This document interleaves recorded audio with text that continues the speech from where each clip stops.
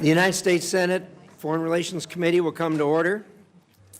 It wasn't orderly to begin with, but it's orderly now, thanks to our good crew.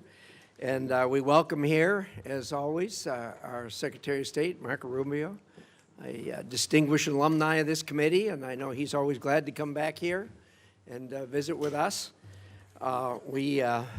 Marco, we haven't had this kind of excitement since you've been here last time. I know you think this is the way it is every time, but it's not. So in any event, we're glad to have you. For the information of the committee, the Secretary has 4 hearings in these 2 days, so we have negotiated a hard stop at 12:30. To that end, we'll use the usual array of the way we do things here, and that is first of all, I will make an opening statement, and then I'll yield to Senator Shaheen, and then we'll turn the floor over to Senator Rubio. Then we'll do a 5-minute round of questions based on arrival time. So with that, Secretary, it's good to see you here again. Though you're not on the Hill often, a lot has changed, obviously, since the last time you testified on the President's International Affairs budget last year. The Department has undergone a major reorganization, making it operate more efficiently and more in line with America's interests, as we discussed before you even took the job, and that's been being executed, I think, quite well. At long last, foreign governments are being encouraged and, when necessary, pushed to live up to their responsibilities to respond to the needs of their own citizens. America will stand up by our allies and provide life-saving assistance to people in their hour of need, but we are not the world's ATM. And so the Department is testing new ways of providing strategic assistance and breaking the cycle of dependence on aid. Renewed emphasis on trade over aid will help the American people and lift up countries around the world. This is American generosity and ingenuity in action. Through this budget, the administration is holding UN organizations to account, badly overdue, and alongside Ambassador Waltz, making sure American values are leading in international organizations.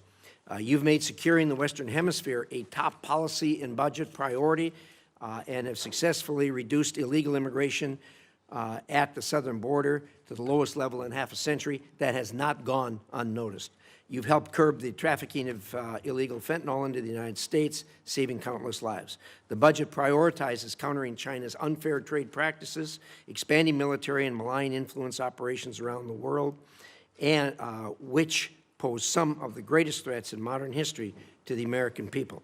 At the same time, you've been working to ensure these efforts are strategic, targeted, and effective, and we appreciate that. The administration has also taken care to ensure taxpayer dollars don't go to those who are able but unwilling to pay for their own defense. Through concerted effort by you and your colleagues, our NATO allies have increased their defense spending and have committed to reach the 5% by 2035.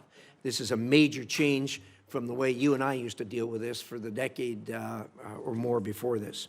Together, we need to create a next-generation NATO that is stronger, more interoperable, and takes advantage of the industrial potential of American and European economies. We also must continue to coordinate with our European partners as they take greater responsibility for supporting Ukraine and work with our partners to deny Russia strategic gains. The administration has prioritized efforts to end conflicts in Africa, which undermine decades of investment in economic growth and global health security. All is not well there. The latest Ebola outbreak in eastern Congo, now affecting the entire region, highlights how conflict and humanitarian crises abroad threaten the health and security of the American people here at home. I know the Department is working hard to protect us from this threat, and I look forward to hearing how the budget supports these efforts.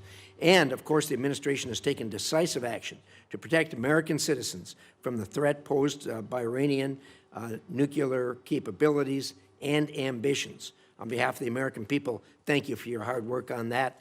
You and I have been through this before, and we know how difficult it is.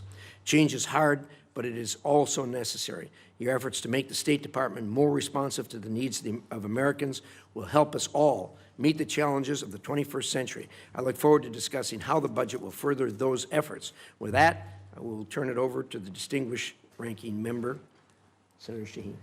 Well, thank you, Mr. Chairman. Good morning, Secretary Rubio. Mr. Secretary, you were a senator. You sat on this committee.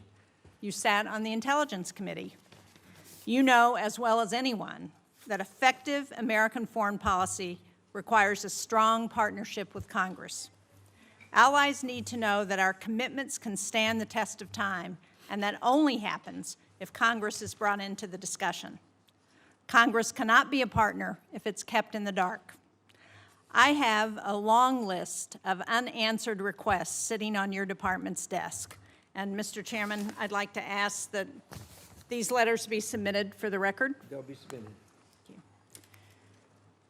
you. I've requested a briefing on changes to U.S. force posture in Europe. And after 33 days, we still have no response. We've requested a briefing from the Iran war on displacement. After 90 days, we still have no response.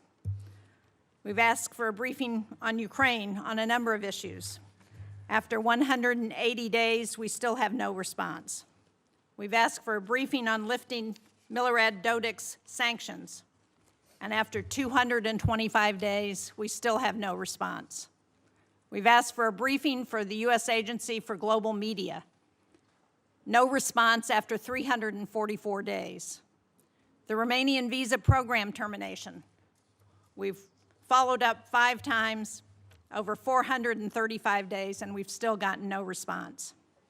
In January, when you were before this committee, I asked if you would report to this committee once an audit system was in place to track Venezuelan oil revenues. You said, and I quote, "Oh, absolutely, yeah, we are still waiting." And when you do notify Congress, it's to inform us of decisions you have already made. That is not consultation, as you well know. That is not advice and consent. Congress has been clear on a bipartisan basis. We do not want to cede ground to China.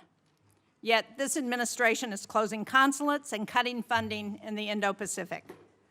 The same pattern extends to global health. USAID supported Ebola detection and prevention activities in DRC and Uganda for years.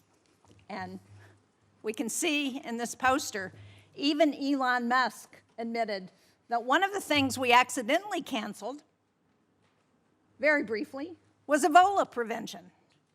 Well, those programs were dismantled. And today we have to screen for Ebola at Dulles Airport rather than in the DRC and Uganda more than 7,000 miles away. You're asking for a 44% reduction in the State Department budget. That includes eliminating funding to the World Health Organization.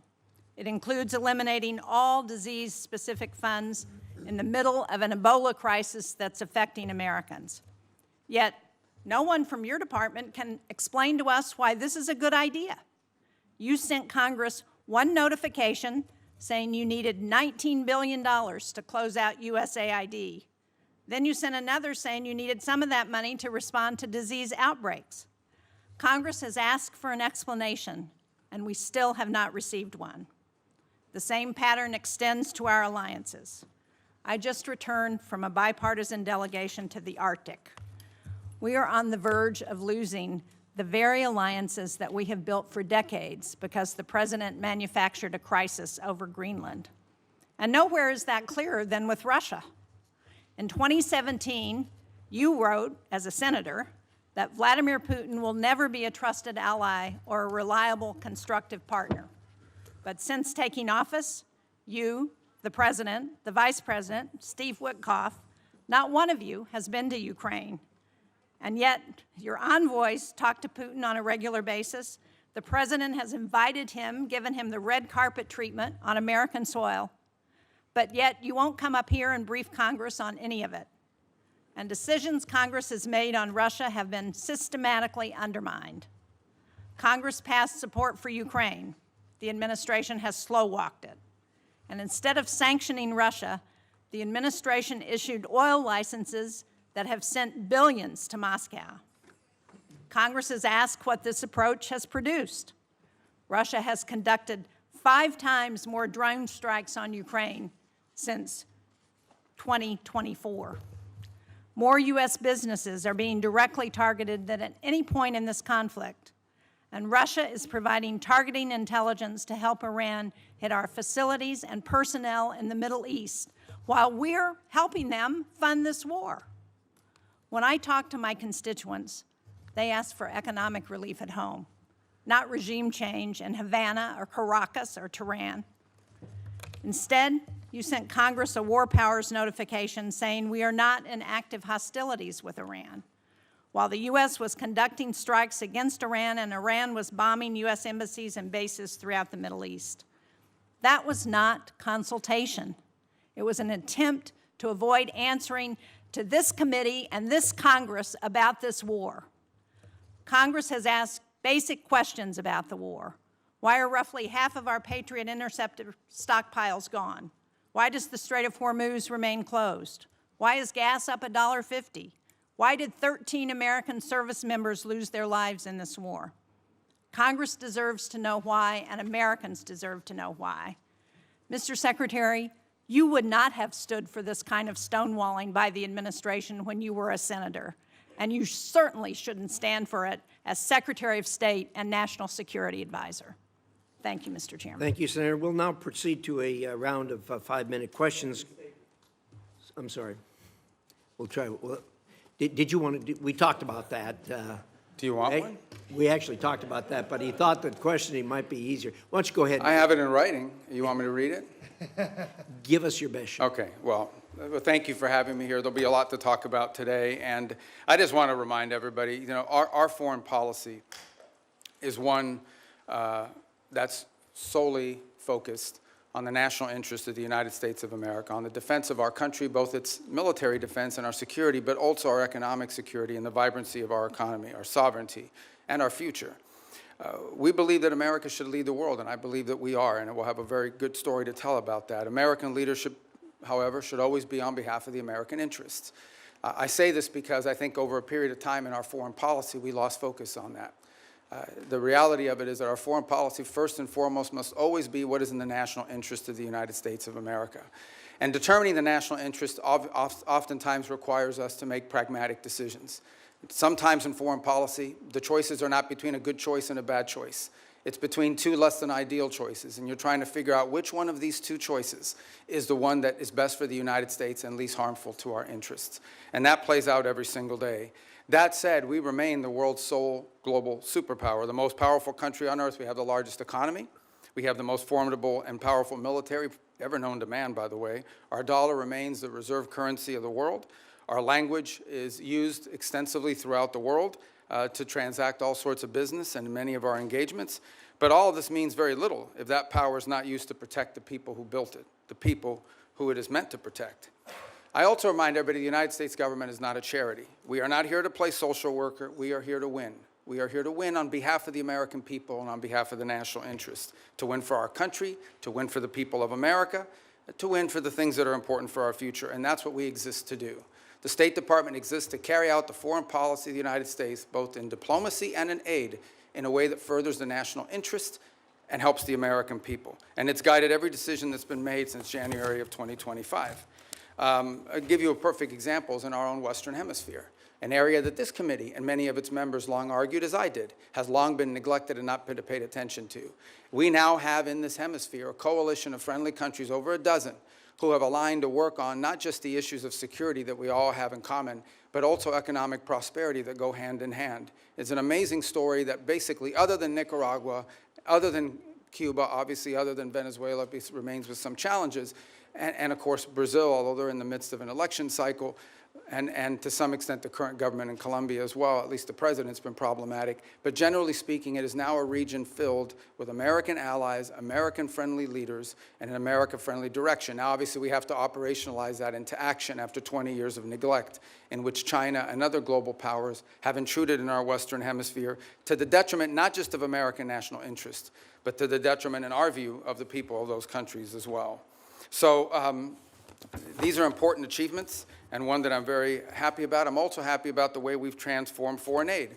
In any transition, There will be, bumps in the road, but largely speaking, if you think about how those programs that existed in the past were failing us, the old model had to be replaced. And the foreign assistance that remains is being brought under the strategic direction of the State Department. So we're not just providing money, we are also seeking outcomes. It's not just how much money you spend on a program, it's whether you're getting outcomes from it. But it's also being guided with our strategic view in mind. And that means that we are able to provide aid not just all over the world, but specifically targeted at those most in need and those places around the world most important to the national interest of the United States. That will remain our guiding principle. That's been our guiding principle in our reforms. So, we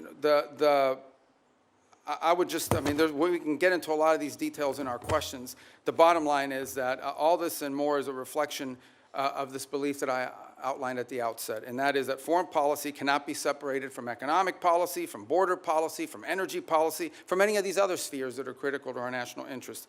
A country that cannot build ships or produce medicine or control immigration or access vital resources cannot defend its people, cannot defend its interests, and cannot defend its way of life. So our foreign policy continues to be reoriented around the real foundations of national strength. This budget is yet another step, I believe, in that direction. Obviously, the appropriators here will have a huge say on the outcome of what that budget ultimately looks like, as we don't anticipate that for the first time in modern history, Congress will just take up our budget and pass it. We think it'll go through some substantial reforms along the way, and we look forward to engaging you like we did last year to produce what we think is a very good spending bill at that time. So anyways, I look forward to your questions. At least that's what it says here. I'm not sure if I really look forward to your questions. I look forward to probably half your questions. Thank you. Thank you, Secretary Rubio. We will now do a round of questions, 5-minute questions based on order of attendance. And I'm going to start, and I'm going to say thank you for the work you've done with respect to Iran. All of us that have worked on this for years know how frustrating that is, how difficult it is to work with this regime who've sponsored terrorism, kidnapping, and killed thousands of Americans for the last 47 years. Thank you for doing something about it. I know you and the President are doing all you can to ensure this comes to a close sooner rather than later. I wonder if you could give us at least a brief update on where we are. Well, first let me remind everybody that while I've not been before this committee since, I believe, February, when we briefed on the Venezuela operation, I have appeared on multiple occasions here, both in my role as National Security Advisor and Secretary of State, in both all Senate briefings multiple times, Gang of 8 briefings, Gang of 16 briefings. So we've talked about this topic with some of you in those settings in the past, or you've heard from us. Let me just lay the predicate here, okay? Iran's desire to build a nuclear weapon was going to be effectuated behind a conventional shield.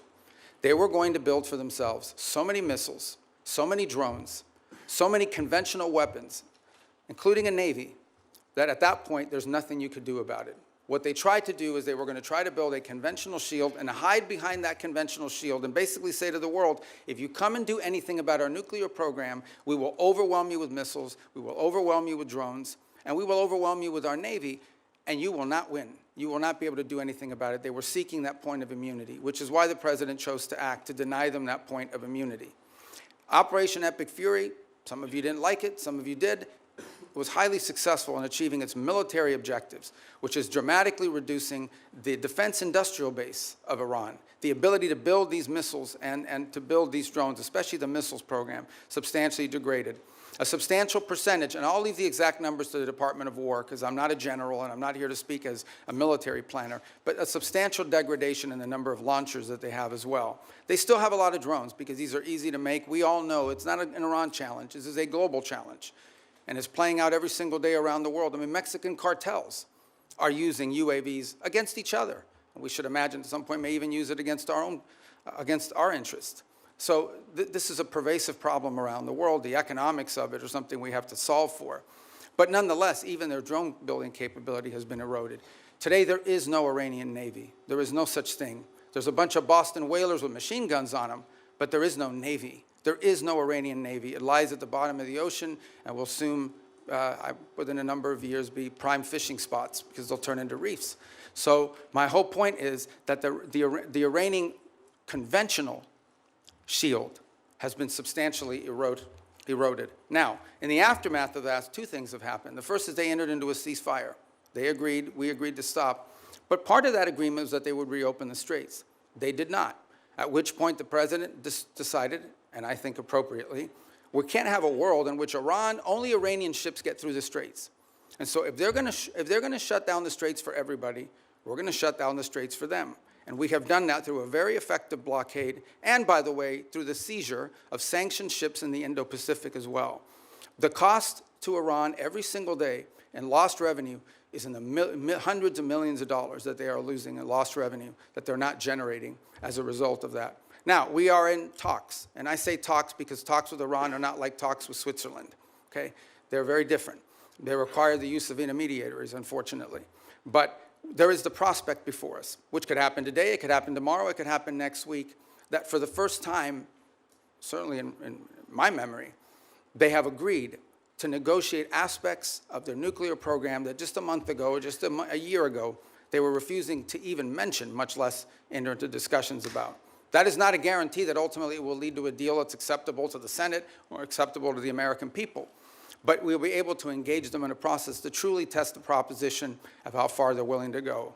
Complicating that process, unfortunately, is their internal regime is somewhat fractured in the sense of it takes days to get responses from their system. We can go into more depth in your follow-up questions.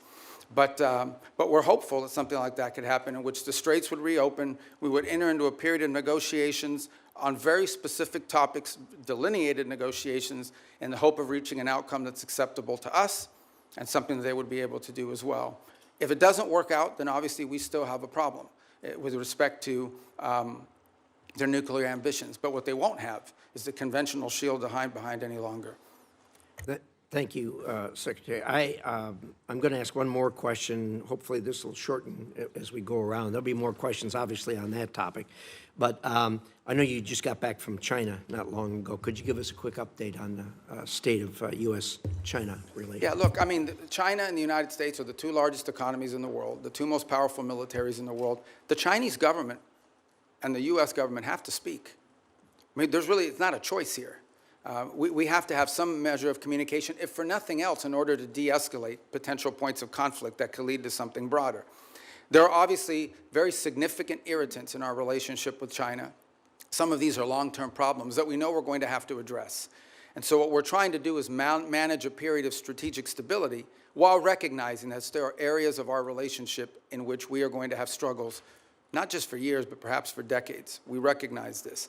But I think as much as anything else, we have to recognize that the United States and China have to be able to have points of dialogue and speak to one another. As I said, for no other reason than to be able to have a communication channel. I think in our meetings, it was abundantly clear which are the areas that we do not have strong alignment or agreement on. We understand that there are areas in which long-term we're going to have some real challenges, whether it's supply chains. Put it to you this way. Let's leave China aside for a moment. The United States, and I would argue the world, cannot depend on one country for 90% of anything, especially 90% of things that are critical to our economies, not from our weapon systems to our pharmaceuticals. We just can't live in a world in which we rely on anybody for 90% of what we get in one sole source that could be cut off at any time as leverage against us or punishment or in a time of conflict. And so we are actively searching and have plans in place, and we're implementing these to diversify where we get critical minerals, where we get our supply chain, secure that supply chain. And obviously the Chinese would like to retain their monopoly position in some of these. This is going to be a long-term issue that we're going to have to continue to confront and work on. Work on that continues even while we are engaged in the ability to dialogue and speak to them, because we have to. It's responsible, and we truly have no choice but to be able to do that. It's to their benefit and ours, and I would argue to the benefit of the world that these two countries are able to speak to one another. Thank you, Secretary. And I think your comments about the supply chain and the critical minerals and everything else that's in the bottleneck, these are things that are relatively new to us. They've always been there, but COVID underscored that. And then, of course, the Ukraine war brought it out even more. And appreciate your remarks. I think everybody at this dais knows we are, as a nation, looking at that. With that, Senator Shaheen. Thank you, Mr. Chairman. Mr. Secretary, at this budget hearing last year, you testified that no one had died as a result of foreign aid cuts. Sadly, I think we're seeing in real time that that's not true today. There are more than 1,000 cases, more than 200 Ebola-related deaths. And as we know, one of the entities that is a critical global health tool is GAVI, particularly during a disease outbreak. It plays a role in distributing Ebola vaccines, and it has committed up to $40 million to develop a vaccine for the current Ebola strain that has no vaccine right now. So how are you making sure that Secretary Kennedy, who has been sitting on those funds for months now, is going to release them so that they can go to help develop a vaccine to address the Ebola outbreak? Yeah. Well, a couple points on Gavi. I would say that the president had asked that we allow Secretary Kennedy to play a leading role on the Gavi decision because of his strongly held views with regards to vaccine safety, and he wanted them to conduct some reforms. I actually talked to Senator Schatz about this last week as well, and so the State Department's going to be re-engaging. I'm not here to tell you we're going to yank this thing and we're not going to listen to his points of view, but the State Department a few weeks ago made the decision that we were going to re-engage on this issue of Gavi, respecting what HHS views on it are as well, and we want to take their input, but we'd like to get this issue resolved in an outcome that's acceptable, both to Congress and also to our goals on global health. So it is an issue. As I said, I wouldn't use the word defer, but we have certainly allowed him to play a leading role in determining what we're going to do next. But right now, we're sort of at a stage where we are going to re-engage. We need to drive this to an outcome. I couldn't agree more, and so do you commit to using the $2 billion that Congress has appropriated for global health to actually help fund global health security? Well, we do fund global health security beyond Gavi, by the way, and we can talk about that. We can talk about the compacts, I think 32 that we've now entered into with countries all over the world. We have a new agreement with the UN as well that they're very happy with. The Global Fund, we've hit our cap.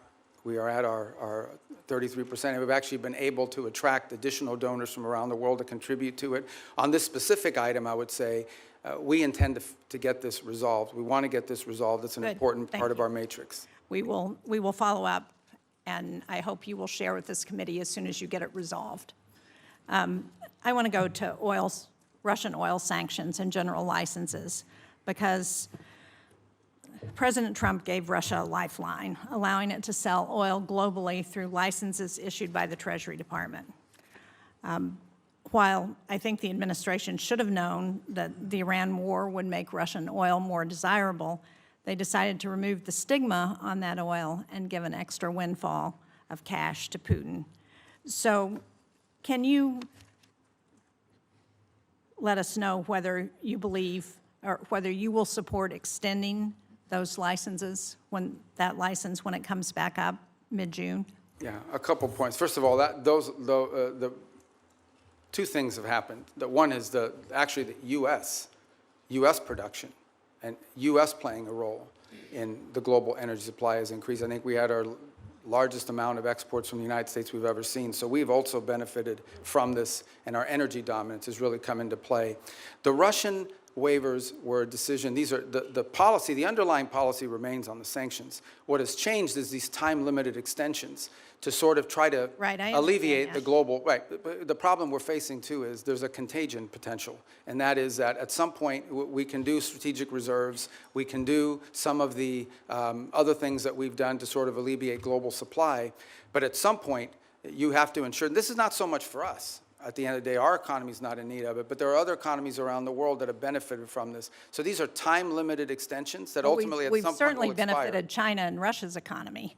Well, China doesn't, China refines oil. They import a lot, but they refine oil. And but they also benefit from Russian oil. But my question for you is, can you commit not to extend the general license again when it expires on June 17th? Well, that ultimately is a decision that's made by Treasury, but I will tell you it depends on the circumstances at the time. We would like to end it as soon as we possibly can because the underlying policy of this country has been to sanction their oil.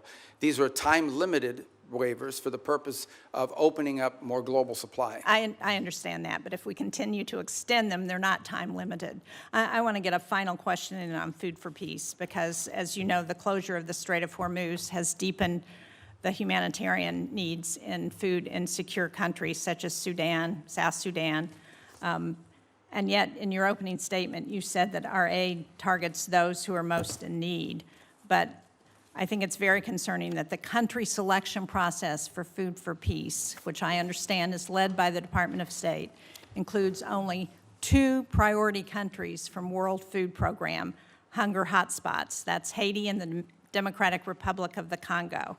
So the question I have is, why are we adding countries that aren't facing acute food insecurity, like El Salvador, Guatemala, and Rwanda? Why are we not helping countries who are facing acute, well, famine in some cases? Sudan, Gaza, Afghanistan, Nigeria, Syria, Somalia. These are all countries that have humanitarian crises, and yet we're helping countries that don't have acute food insecurity. So a couple points. First of all, on Gaza, we have spent hundreds of millions of dollars, including after the ceasefire, and providing through the World Food Program and other entities, and we continue to do so. I think if we're not the world's largest donor, I'd be surprised, because it's a massive amount of money that we've provided through those mechanisms of various means. On the point of Sudan in particular, the complication in Sudan, which I wish were different, and we're very involved in this. I mean, I had a meeting on Sudan yesterday. The problem in Sudan has largely not been our unwillingness to provide funds. We are willing to step forward, and we have the flexibility through what we've been able to do with foreign aid to surge up that. It's been distribution. It's been the ability to get that. So as an example, in these conversations we're having between the warring sides, one of the things we're trying to identify is 4 safe spots where people can go receive humanitarian care, assistance, where we can actually have the outside groups, the NGOs, international organizations that we contract with, have the ability to go in and actually deliver the food without having their trucks hijacked or blown up or their workers killed. That's been the fundamental challenge in Sudan, is distribution. The distribution is being threatened because we don't have conditions on the ground that allow for it. And so to allocate money towards something that we can't distribute is unwise until we have that in place. That's deeply tied to the ability to have a peace deal, which I can tell you has been very frustrating. On the one hand, with Sudan, we had a donor conference in Berlin. I don't want to interrupt you, Mr. Secretary, but I'm out of time, and it doesn't explain why we are providing food for countries that are not insecure. I appreciate the challenges in Sudan. We have those challenges in many places, but because we have dismantled the distribution network when we eliminated USAID, we've exacerbated those challenges in countries around the world, and we are not providing the help based on humanitarian needs, and that's my concern. Thank you, Mr. Chairman. Senator Ricketts. Thank you very much, Mr. Chairman. And Mr. Secretary of State, thank you for being here. Really appreciate it. Good to see you.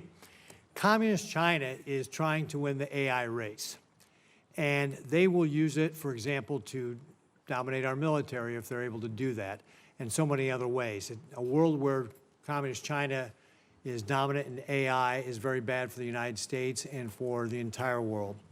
That's why it's critical that us and our allies cannot lose this race. Semiconductor supply chains, particularly semiconductor manufacturing equipment, SMEs, are critical to winning this competition. It's one area that Beijing is spending billions and billions of dollars to be able to produce chips in China, and they've failed to be able to produce those high-end chips so far. President Trump understands this better than anyone because the Trump administration was the first to utilize export controls on SMEs to slow down Communist China's advanced chip-making industry. Since that time, key allies and partners have also imposed controls on SMEs to China. However, their controls have not been as restrictive as U.S. controls, and this has allowed certain foreign countries to backfill the Chinese market with critical dual-use tools. Secretary Rubio, do you agree that export controls on SMEs are critical to maintaining our technological advantage over Communist China? It is. It's actually where it's most critical is in the high end. The areas, that are not legacy, that are broader and that allow for that. I think on the broader point of AI, we share your view. One of the initiatives that I think Jacob Helberg's done a great job with at the State Department is Pax Silica, in which we signed up all these countries around the world. I think we're up to 13 or 14, and including ourselves and others who hope to join as well, in which we can create this global consortium for all of the elements of the AI supply needs. It's not just the innovation, it's obviously access to the minerals and the critical elements necessary in order to produce these chips and all the things that it will take to lead the world in AI. I think it is safe to say the United States right now is a global leader on AI. I think it is also wise to say that that lead is not irreversible. It has to be sustained, and there will be a real challenge in sustaining it. And we're going to have to stay focused on it. The good news is I do think we have a system of global alliances that view it the way we do. And we want to lead on it because it's not just about leading the technology in AI. It's about also leading in the standards that will govern how AI is used. I don't want to monopolize this conversation on this point, but it's one that I think the Senate should think about, because I know we're starting to think about it. AI will have very positive impacts on our economy and societies. It will also have some detriments. There will be white-collar jobs in this country that will be impacted. And I think we have to start thinking not simply about the impact that AI will have on those jobs, but the societal pressures that will create, not just in the United States, but in economies all over the world. Much like industrialization and automation did, it will make the worker more efficient and more valuable, but it will eliminate some jobs, and those jobs will have to be replaced with new jobs or new skills. That's not just an economic issue. That is a political issue. That, over time, could destabilize societies all over the world. So we have to start thinking about AI in those terms as well. You mentioned our allies. Shouldn't they have to follow the same sort of standards U.S. companies do when we're limiting the semi-manufacturing equipment that's going to Communist China? And that's our hope, is that we can create people that we can create a coalition of nations that understand the danger in this. And they're running through the same, some are better than others, but they're running through the same problems that we run into. And that is, companies ultimately want to sell to the markets, and China's a large market. But I agree, and that's one of the goals behind Pax Silica, is to create unanimity or consensus behind that thinking. Well, Mr. Secretary, that's why I recently introduced the Match Act with Senators Kim, Risch, and Schumer to level the playing field. This bill would provide the State Department with the leverage in ongoing negotiations with our allies to align those controls. And if agreement cannot be reached, it would ensure that foreign companies cannot sell the very choke point technologies that we have restricted. So I hope you'll support that as we move forward on it. One other thing I just want to hit before my time runs out here is that I was the co-sponsor of a bill to create the U.S. Foundation for National Security and Counterterrorism. This is a foundation that would be a public-private partnership. It would help counter traffickers and insurgents operating in ungoverned spaces around the developing world, such as Africa.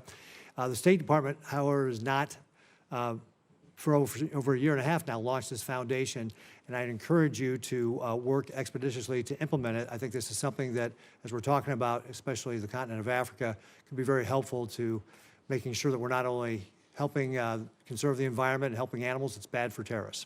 Thank you, Mr. Chairman. Thank you. And look at that, I kept it in my time. Good job. Can you do as well, Senator Murphy? I'll do my best. Thank you, Mr. Chairman. Thank you, Mr. Secretary, for being with us today. Despite the differences that existed between Republicans and Democrats prior to this administration on how to approach Iran's nuclear program, the theory was basically the same, that we were going to impose significant harm on the Iranian economy in order to force them to the table to negotiate. What is happening now is fundamentally different.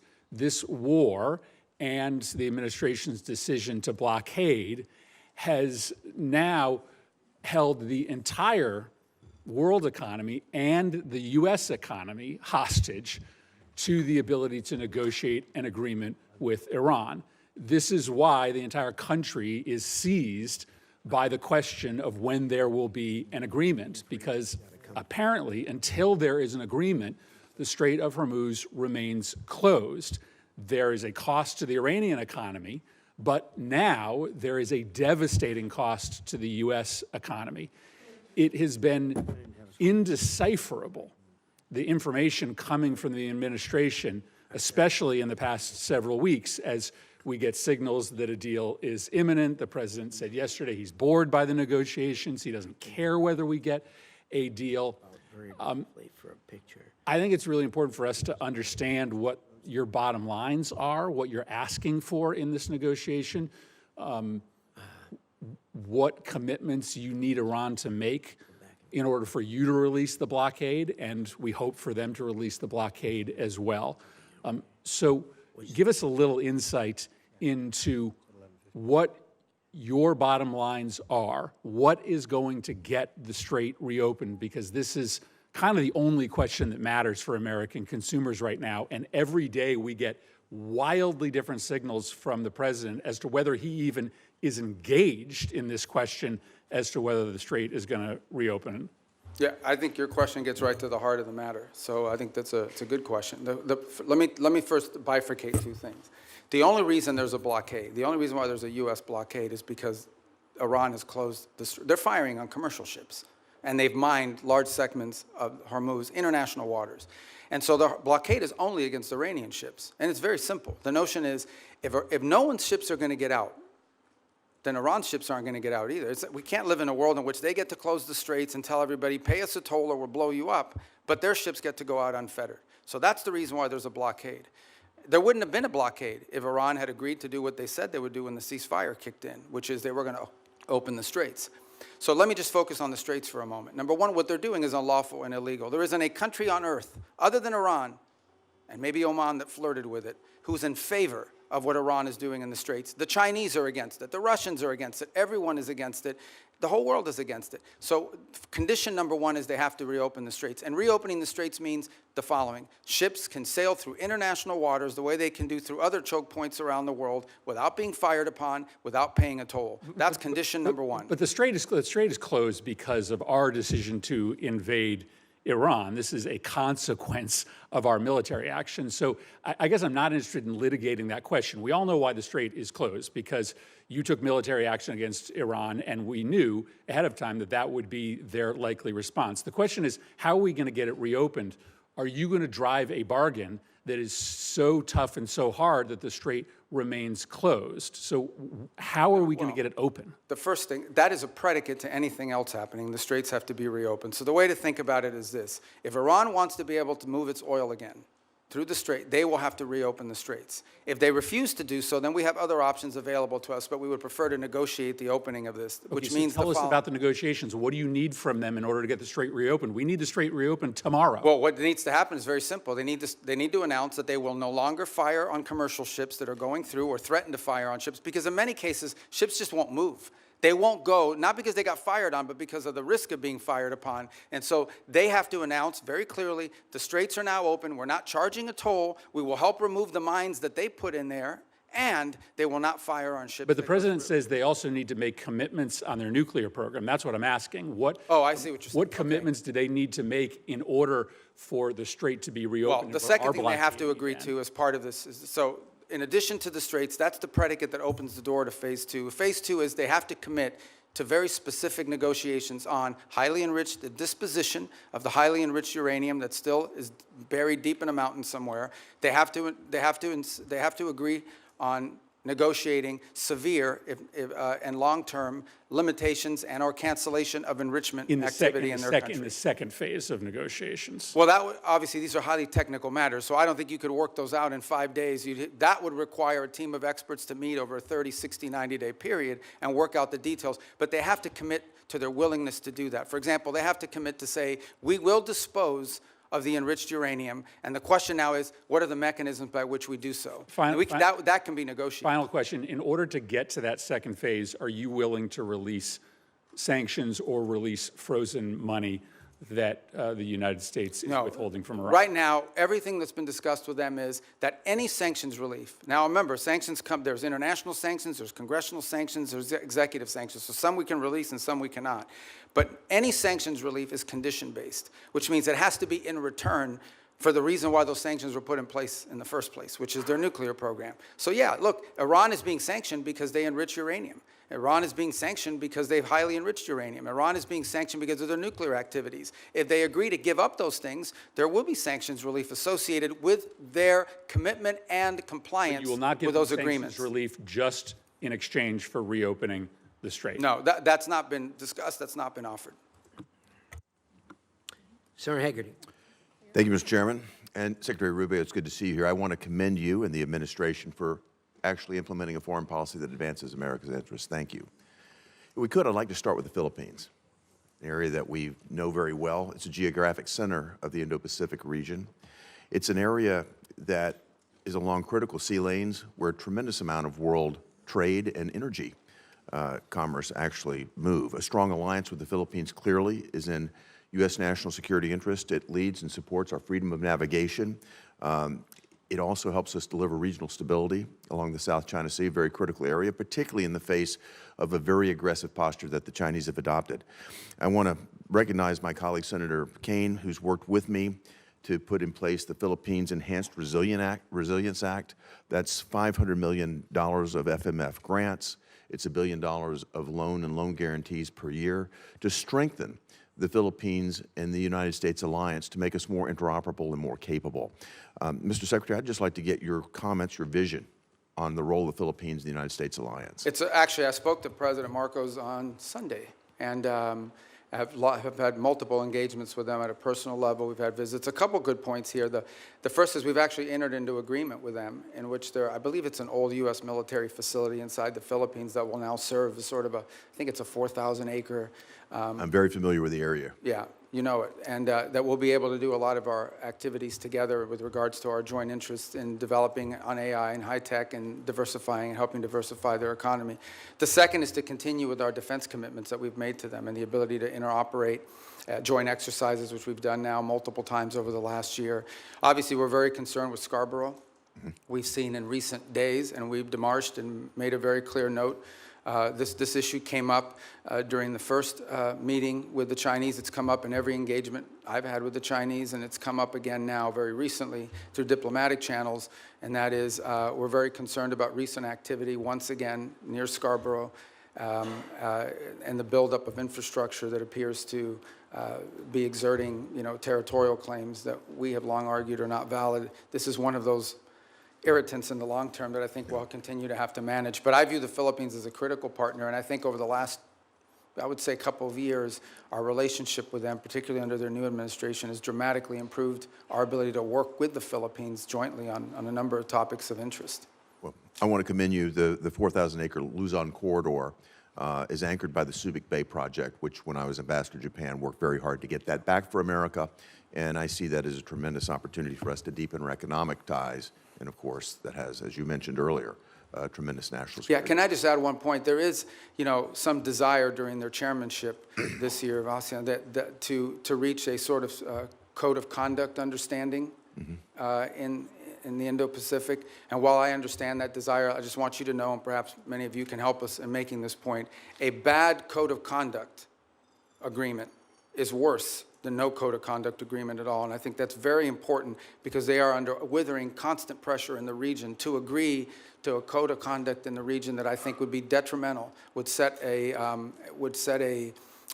precedent that I think is very dangerous in the law. So we'd love to see one, but it has to be a good one. We don't think that's possible under current conditions, and a bad one is worse than none at all. Your point's very well taken. Look forward to working with your team, Mr. Secretary, to advance that. Can I turn to another issue of concern, and again, it's joint concern. Senator Kaine and I both worked on this, and that is the actions that have been taken by countries that have been perceived as our allies against U.S. business interests and against U.S. investments in their country.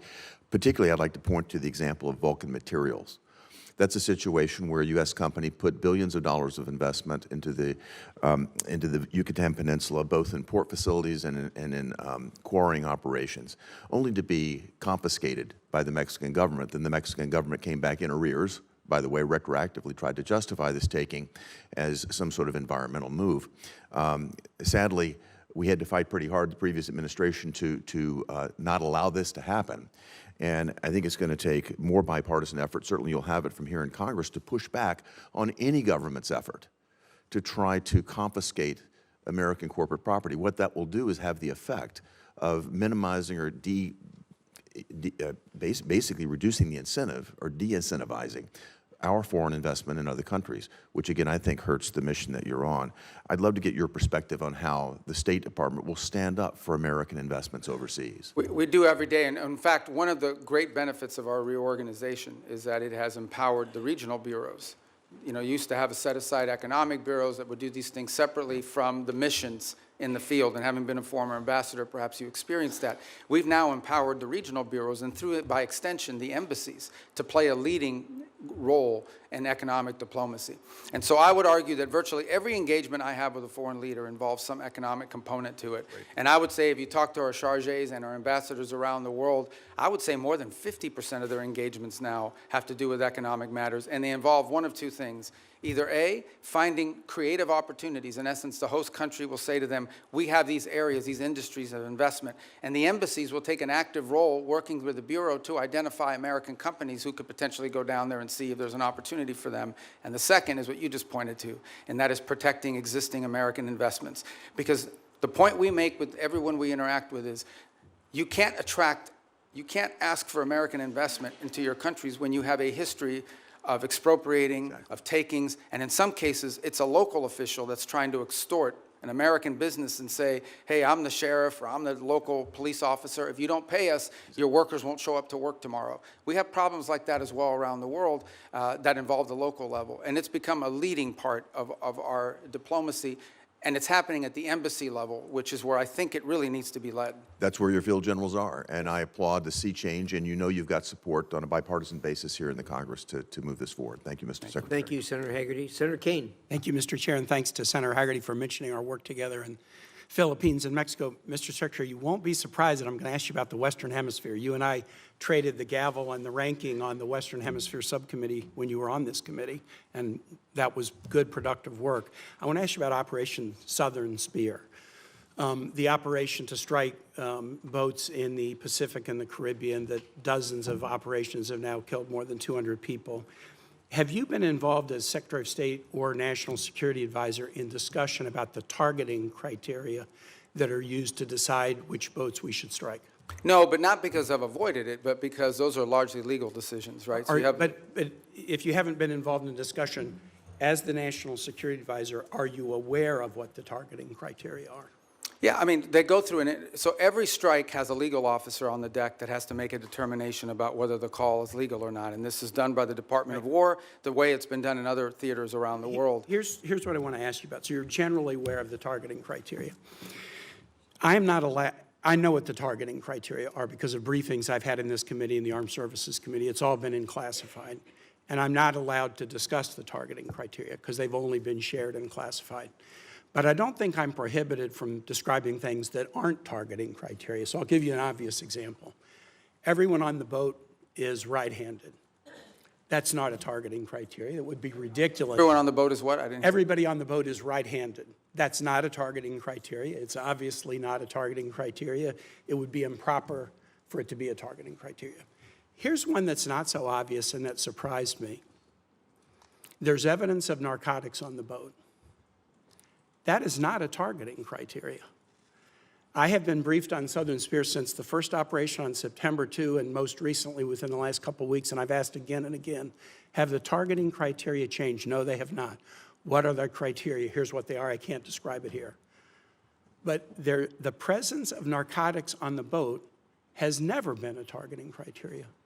Would you have any ability to explain? And the administration could have picked that as a targeting criteria. They chose items that were targets, that authorized the use of the U.S. military to sink boats and kill people, but they have not used the presence of narcotics on the boat as one of the targeting criteria. And I would suggest to my colleagues, if you go look at the individual files of all the strikes, and I've looked at the first 46, they are consistent with what I've just said about something that's not on the list of targeting criteria. Why would the administration not include the presence of narcotics on the boat as a targeting criteria Well, look, in Operation Southern Spear? As you've just outlined, I can't discuss the specifics of the targeting criteria, but I can tell you the one thing that is obvious is that the targeting criteria is not single source. In essence, there are multiple checks. There are three elements to the targeting criteria. Right, and all of it informed and infused by intelligence collection. In essence, they have to have true links. I can tell you they do walk away from strikes. There are multiple times that I've been aware. I'm not aware of every strike because it's not reported on a regular basis. It's delegated. Yeah. But there have been strikes that they've walked away from because it doesn't meet the criteria or because there's doubts. I'm not saying that the strikes that I've reviewed don't meet the targeting criteria, but I'm saying how odd it is, especially since the administration always announced this is against narco-traffickers. We've attacked narco-traffickers. How odd it is that the presence of narcotics on a boat is not one of the targeting criteria. And I would encourage my colleagues, get the same briefing I've gotten, take a look at the strike files. You'll be as surprised as I am. Here's the second question. Again, in your dual role, Secretary of State, National Security Advisor. The administration's Operation Southern Spear, we could agree with it or not, but the administration presented a legal opinion from the DOJ that we could review. absolute resolve, the effort against Maduro. The administration presented a legal rationale that we could review. Now, we could review both in classified. They've not been made public. We're 92 days into a war against Iran, and the administration will not let Congress look at the OLC legal opinion justifying the war. Intel committee members, SFRC members, Armed Services Committee members, rank and file members, the administration will not make it available to us. Now, you can imagine, A, we're the Oversight Committee. B, you're here asking for a budget, and in the Armed Services Committee, they're asking for $1.5 trillion, an increase of 40% over last year's budget, but won't let us see the legal opinion. And Mr. Secretary, you know what kind of thinking we do. If you've showed us the legal rationale for 2 wars, and you won't show us the legal rationale for the 3rd, is there something in the rationale they don't want us to see? Is there a dissenting opinion that says it's not legal? Are there conditions like you can't strike civilian infrastructure like schools and bridges? Are there factual assertions like the war will be over in 2 days or Iran will never close the Straits of Hormuz? By not sharing the legal opinion with the Article I Oversight Branch, you give us the opinion that there's something in there you don't want us to see. Could you use your influence as the President's Chief National Security Advisor, Secretary of State, NSA, to get the administration to share the Iran war legal opinion with Congress? Well, look, first of all, obviously the Department of State does not develop the legal opinion. That's But the you're Office the of Legal Counsel. You're the Chief National So I think what you're asking is why haven't the Office of Legal Counsel provided it? They don't work for the National Security I'm Council. actually They don't work for asking, me. will you use your influence as Well, I will President's certainly Chief inquire as to National why. Security Here's what I'll do. Advisor? I can certainly inquire as to why it has not been available. I don't think there's a reason why. I am not aware that. In fact, my understanding is they have provided documentation to the committee and Not the opinion. as part of the war. Not the opinion. Well, that's And- different. And you wouldn't accept that. All right, well, let if me you were take sitting that on back this and ask side the of Office of dais. Legal Counsel. But it's certainly, they provided the legal rationale for the strike. You're asking for the actual written opinion the way it was Which in the they other. provided us All in right, I Southern understand. Spirit and Absolute Resolve. I'll Thanks, take Mr. that Chair. back. Thank you. Senator Lee. Thank you, Mr. Chairman. Thanks, Secretary Rubio, for being. You look like rickets. I apologize. This threw me off a second. Well, look, bald is beautiful, and we new caucus. can't help that. But thanks for all of your efforts. You are a very effective spokesperson for not only President Trump and the administration, but for the United States, and I'm grateful for that. Was wondering at the outset if you could talk to us a little bit about the fractured Iranian regime and how that might be making negotiations more difficult. One of the things I've wondered, for example, are whether the diplomatic Iranian channels are sort of crosswise, at odds with, or working hand in glove with the IRGC, which is itself causing a lot of these ceasefire violations, or is it all sort of coordinated chaos to try to undermine and tip the scales in favor of Iran in the negotiations? Yeah, that's a great question. Let me try to give this answer to you in a way that's not boring or wonky, because it's been a shift. Obviously, the original Supreme Leader, the one that was there, is no longer with us. His son takes over. Nobody hears from him for a month. By all reports, open source reporting, I think you've all seen it. He was severely injured in the same strike, and so forth. Are you confident he's still alive, by the way?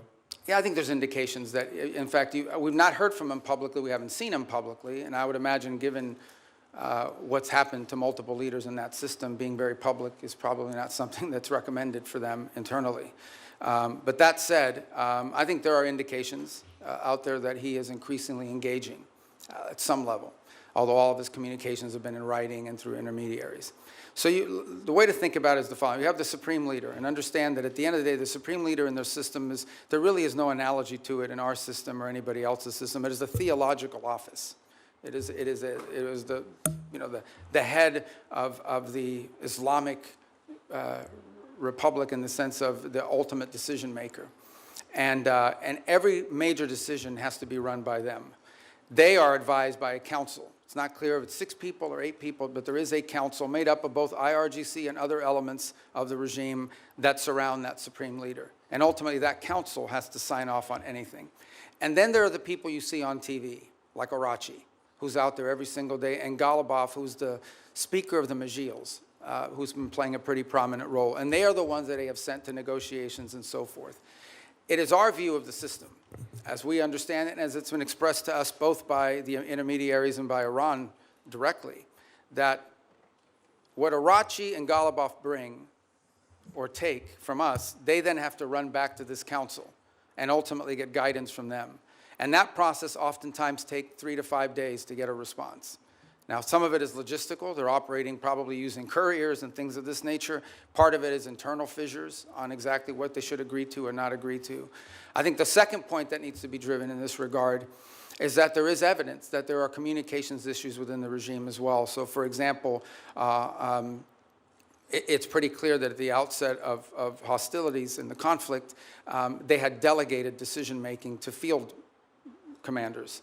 And so oftentimes field commanders had delegated authority to act on a, let's say, a pre-operational planning that already put in place. And so unlike our system, where perhaps you know that the president or the secretary of war is directly making orders and decisions, or the chairman of the Joint Chiefs, in their system, a lot of decision-making at the tactical level, like which ships to hit and so forth, are being made at the commander level. So that's Why from the outset it can look like fire-ready aim, but it's part of the design of the system, perhaps? Well, I think it was a design of the system in the sense of regime survival and the ability to operate in case there was decapitation strikes or people are removed. But let's go back to the essence of the negotiations. What's complicated them is you ultimately are negotiating with people who then have to negotiate within their own system to see what they're allowed to give and what they're allowed to agree to. What is abundantly clear is that Iran is facing severe internal economic. All the problems Iran had before this conflict not only are still there, but they're worse. All the things that led to the protests, all of these are worse than they were before. And I think there's definitely elements within that regime that understand it. And then there are other elements of it that are more immune to it and perhaps more resistant to making agreements. And so what we are working through is in many cases, is delays in getting the responses to people. And this is why you see reporting about there might be a deal in the next few days, because internally it takes time to get responses from them, sometimes upward to 5 or 6 days. Undoubtedly, they're using that to their advantage, sort of like the car dealer where the salesman has to go talk to his manager and make you wait and think about it for a while. Even more complicated than that. Even more complicated than that. One more question. I think we could benefit from hearing from you about the need to zero out funding for a couple of entities, including the National Endowment for Democracy and USADF. Can you tell us about that? Well, look, these programs, I think, have served a purpose in the past, and obviously there's a congressional role to play here, right? I mean, at the end of the day, these programs have had, especially the National Endowment for Democracy, has had support in Congress in the past. And look, I was here for 16 years. I understand that you're going to pass an appropriations bill, and the appropriations bill is going to have things in it that we don't have in ours. That's just the way it is. And we understand it. We'll make it work. But we are concerned, or have been concerned in the past, about organizations that sort of have lost their purpose and what they're advancing. And at the end of the day, look, we have a lot of resources. The United States is the richest country in the world. We have the largest government budget in the world, but we don't have unlimited resources. We still have to be able to strategically spend our money. And the State Department, you know, when I took over, a lot of people are like, oh, that's a mess. State Department's not that big. The majority of our employees are local hires overseas. We have, you know, foreign service officers, career civil servants, but compared to some of these other agencies that are out there, we're not that large, and yet we have a global footprint. We're really, other than the department, I would say beyond the Department of War, we're the only ones that are present almost everywhere on the planet. So we have limited resources, and we have to be able to allocate those resources in ways that are driven by the core mission of advancing our national security. And oftentimes that will mean that things we have paid for in the past, we can't continue to fund. Because there are other things. It might be good, but there might be something else that's more important and even better. Other cases, we may still spend money on a purpose, but we want to be driven not just by, we don't want to be judged just by how much money we're spending on something. We also want outcomes for it. We want to show outcomes. That's been the goal behind these MOUs, these compacts with the 32 countries that we've entered into in a week plan, is we're not just trying to solve the disease problem this year. We're trying to build the local capacity so that 5 years from now, they won't need aid anymore because their local systems can handle it. Saying 5 years, some countries may take 10 years. But nonetheless, that's the goal, and it's been very well received. Thank you. Thank you, Senator Lee. Senator Merkley. Thank you, Mr. Chairman, and Mr. Secretary. Good to see you. As Senator Shaheen noted, you've expressed that no one died as a result of the sudden shutdown of AID. And I did ask you last time you were here about that, and I won't repeat all that, but I want to note that the folks who study this at the schools of public health, Harvard Chen School, the Boston University School of Public Health, estimate that over 500,000 children have died from that sudden shutdown. I want to kind of put a note on that. If you were to walk across this country, you'd see one dead child equivalent every roughly 30 feet. That's the level of carnage.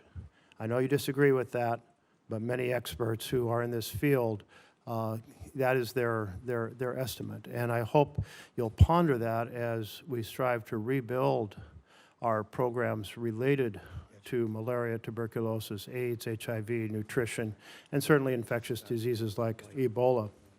I wanted to turn, though, to Taiwan. It's an area that you and I worked on quite a bit together when you were here, including the Taiwan Relations Reinforcement Act and the Transnational Repression Policy Act, the Hong Kong Economic and Trade Offs Certification Act. And I'm very concerned about the President's comments on his recent trip. He noted that arms sales to Taiwan are a, quote, very good negotiating chip. And when he was asked about how much he talked about arms sales with China, he said, we discussed arms sales, quote, in great detail. The 6 assurances included that arms sales to Taiwan would never be a negotiating chip. My concern is that the President now has kind of accentuated the arms sales by not approving, not putting the stamp of approval and completing the arms sale that Congress has already funded.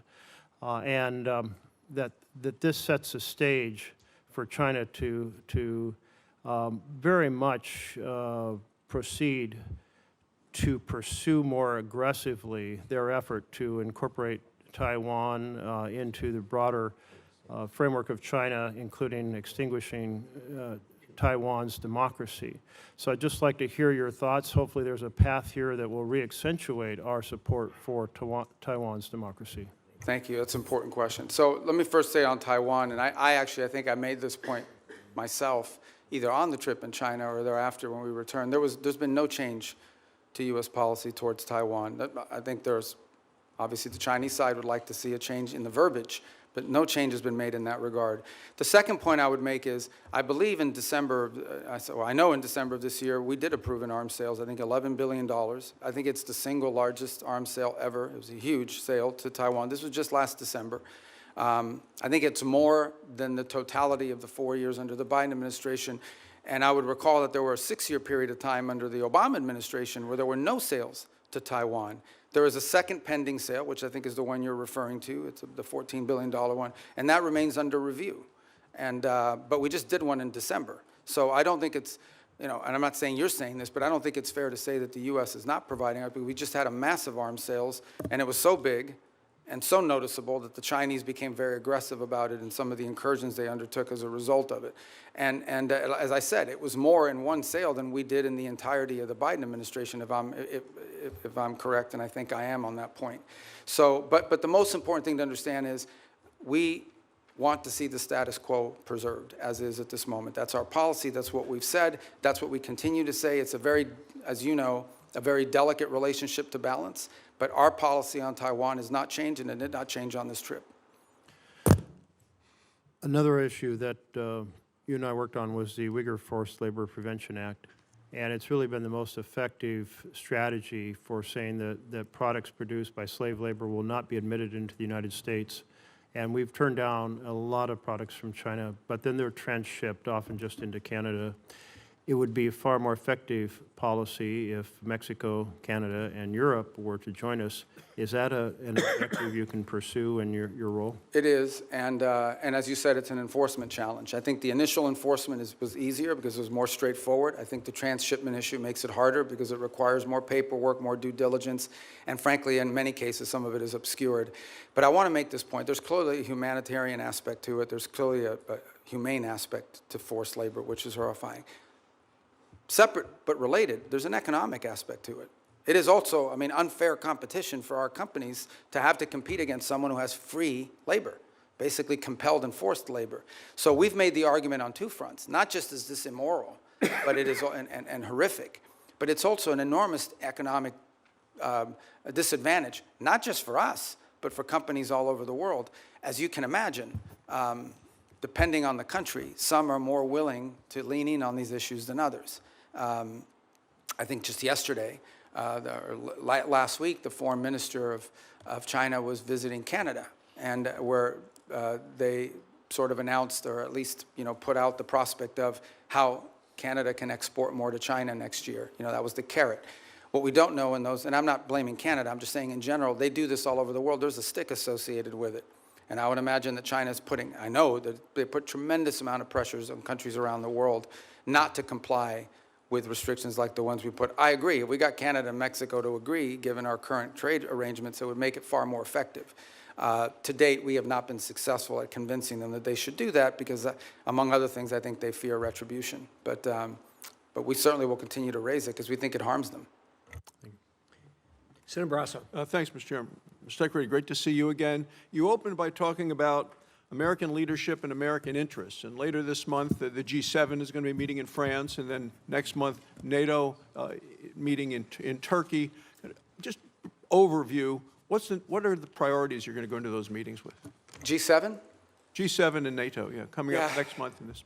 Well, NATO would be a fun meeting. Let's start with the G7 one. The G7 forum this year has largely been focused, obviously, because of the Straits. So when I went to the foreign ministers meeting in March, a lot of the conversations in April were about the Straits.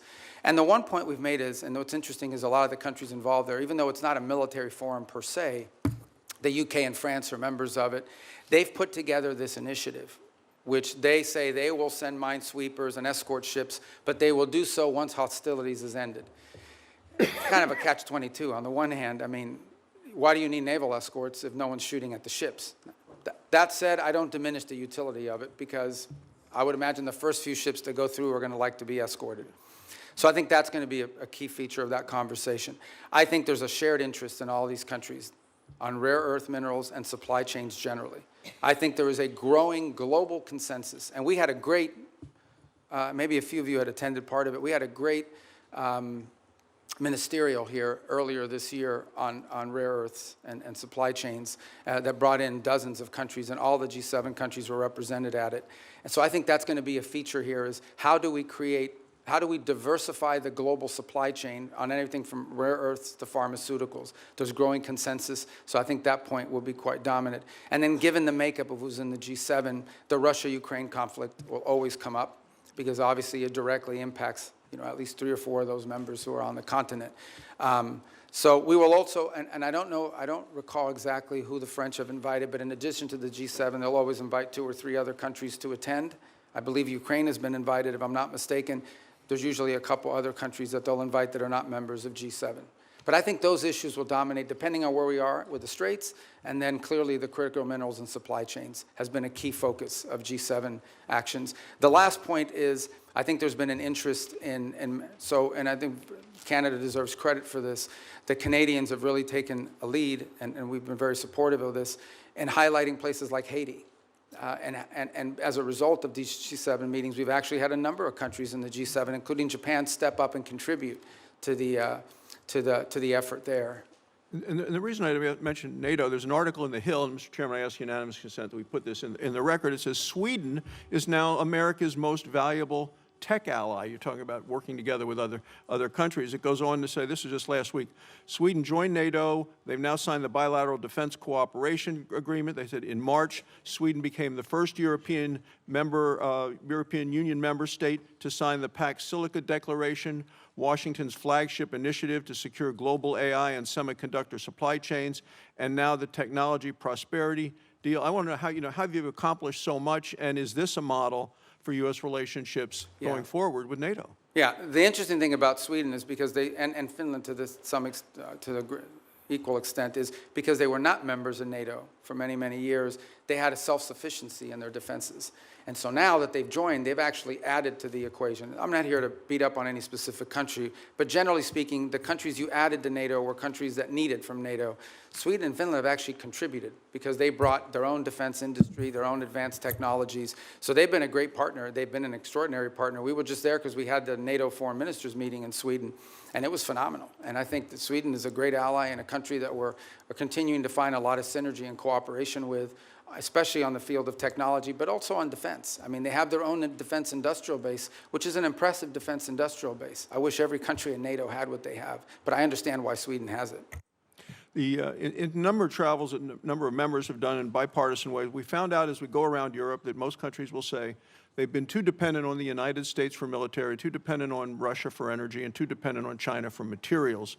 This administration has really made these nations step up to do what they need to do in terms of putting the money forward in defense. So I want to know what the next concrete steps we can do in terms of making some of the pledges of moving from 2% to 5%, making sure that they deploy the military capabilities. Yeah, well, I mean, look, some countries are on track to do that, others are not. Let me just speak about it in general terms. There's a real challenge. On the one hand, they've made these pledges that they're going to increase their defense spending and their defense capability. It actually has to be on defense. That's the first thing. You can't say that pensions for former soldiers and sailors is part of your 5% or your 3.5. I mean, that can't happen. But the bigger challenge that much of Europe faces, many countries in NATO faces, their economies are not growing, and in order to spend more money on defense, they're going to either have to raise taxes or cut social programs. And part of the reality of NATO, whether we like to hear it or not, is that many of the countries in Europe were able to build these very robust social safety nets because they didn't have to spend it on defense, because NATO and the United States was providing it for it. So they're going to have to deal with that reality. The second point is, and this is not an anti-NATO statement, but it is the reality. The United States has global obligations. At the same time as I'm in NATO, I have to speak to the Indo-Pacific countries who are also worried about what's our force posture they're going to be. We obviously are involved in the Middle East. We have counterterrorism issues with regards to Africa. We have growing mill-to-mill cooperation in our own Western Hemisphere, especially taking on these transnational terrorist organizations and the like. So we don't have like unlimited military resources, even though we have a very large budget. They're not unlimited. And so we have to be able to allocate our resources and our personnel in ways that make sense, and it has to come at the expense of something.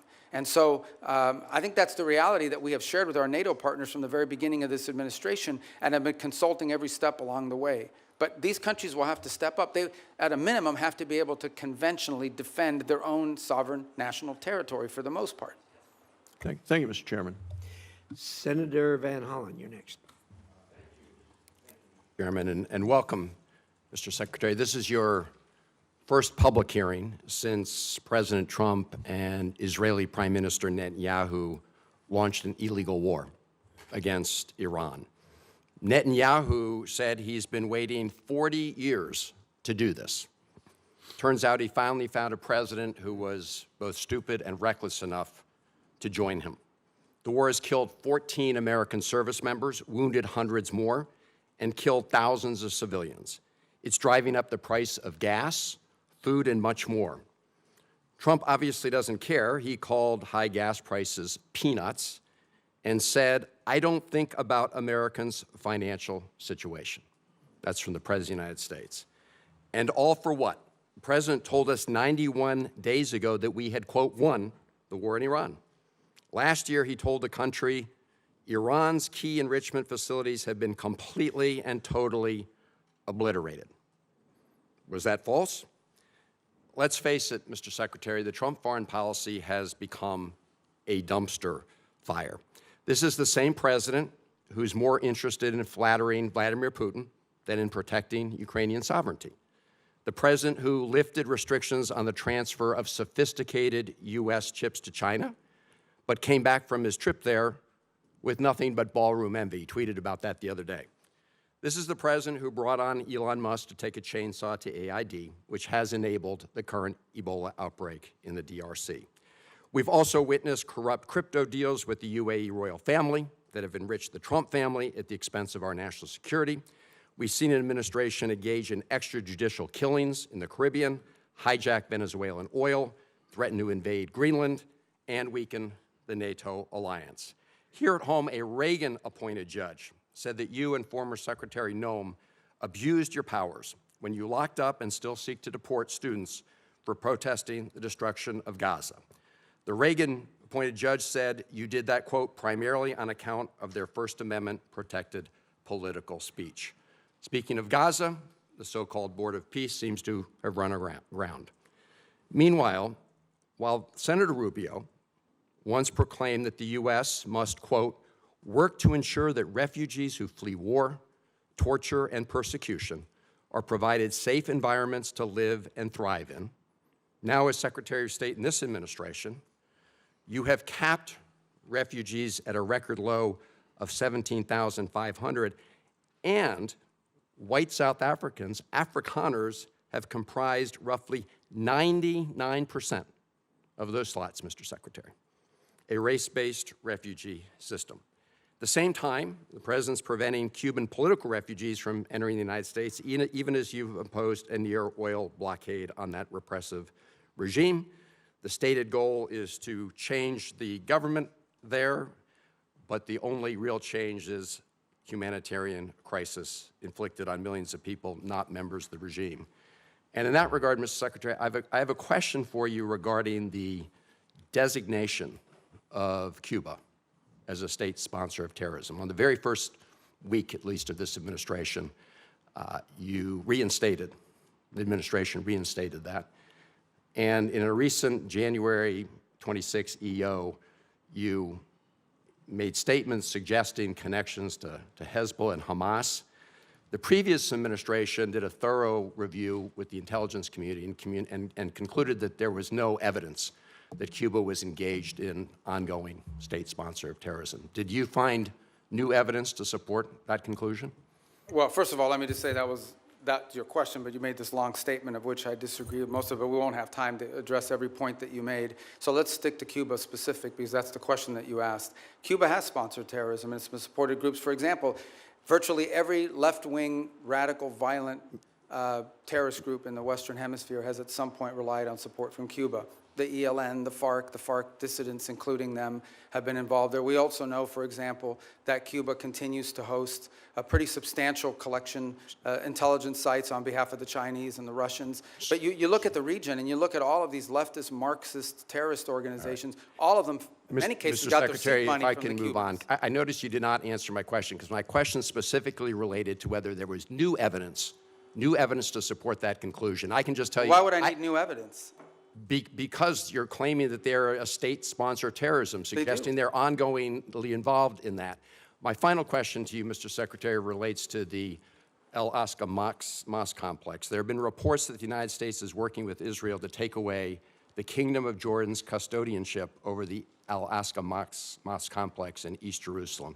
Can you confirm today that there's no truth? I'm not even aware of those reports. There are reports, so I was hoping you could confirm. Is that like a media report, or? There have been several media reports. Yes. Ah, well, you know the media is always accurate. No, they're not, and that's why I'm getting— Yeah, no, I've never even So heard if that. That's you the think first time I even hear anybody discuss that. All right, well, I'm glad to hear that, Mr. Secretary. But we have a great relationship with Jordan, you know, and we're very helpful. I've just never heard that before. You should, I don't know what article you're referring to, just give it to me, I'll look at it. I'm happy to. Is it a credible website, or? I'm glad to hear you say, Mr. Secretary, there's no truth to it. I've never heard that discussed by Thank you. anybody.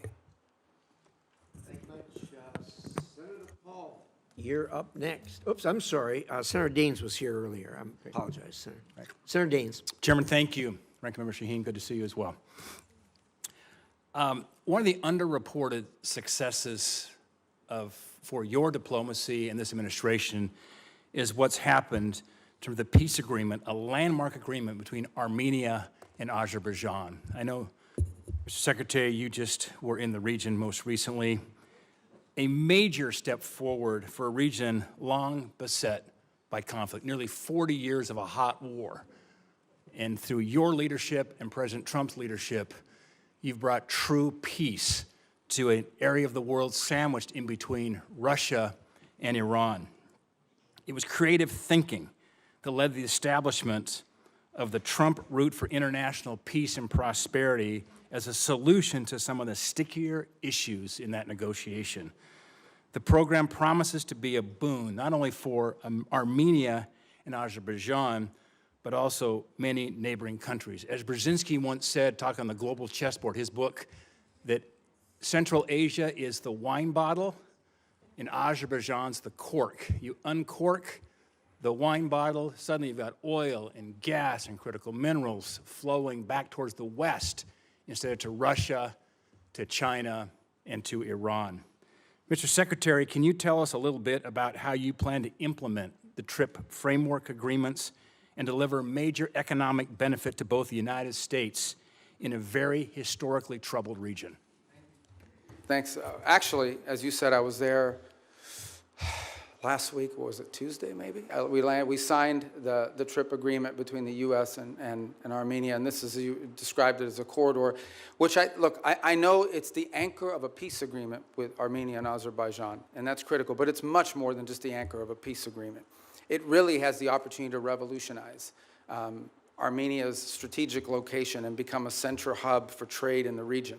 It solves the issue of access that Azerbaijan cared about, and it was an irritant in their relationship, but it does much more than that. It has the ability to transform the Armenian economy in a very powerful way. Here's the other thing that it's done. For a long period of time, our relations with Armenia were quite stagnant, and in many cases, I would argue, almost non-existent. It has also reinvigorated that relationship between our two countries and allow us to explore opportunities in all sorts of other fields. So we're involved in that very heavily now. We literally just signed the agreement, and it will allow us to drive and hopefully incentivize U.S. private sector investment in this corridor to the benefit of American companies and American interests, but also to the benefit of Armenia, Azerbaijan, and other regional countries. I would also argue, by the way, and just to point out, and I don't mean this again, I think this is pretty well understood in the open source reporting, the Russians are less than happy about our engagement there.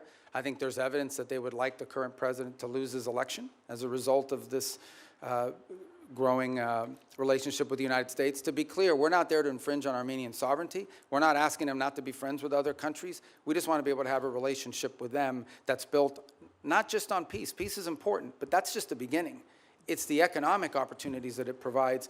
There are American companies and American workers that will benefit from it, but the Armenian people will be the ultimate beneficiaries of this corridor opening. Just remarkable, and we were there together, in fact, last August at the White House when President Aliyev of Azerbaijan, Prime Minister Pashinyan of Armenia came to sign that agreement with President Trump's leadership. To think a Shiite Muslim country, Azerbaijan, and Armenia, one of the oldest Christian countries in the world, came together to sign a peace agreement was truly a breakthrough. And so it's an underreported story, in my opinion, Mr. Secretary. I think we need to get the story out. This is a critical geopolitical problem that has been definitely remedied by the leadership of this administration. Yeah, I mean, the key, Senator Daines, is going to be execution. Like, you can sign an agreement, you can have the things in place. We now have to make sure we are focused on driving it and ensuring that to the extent American companies can contribute to the infrastructure, to the railway, to the highway, to everything that needs to happen in order for that corridor to open, and then the spin-off effect of it as well.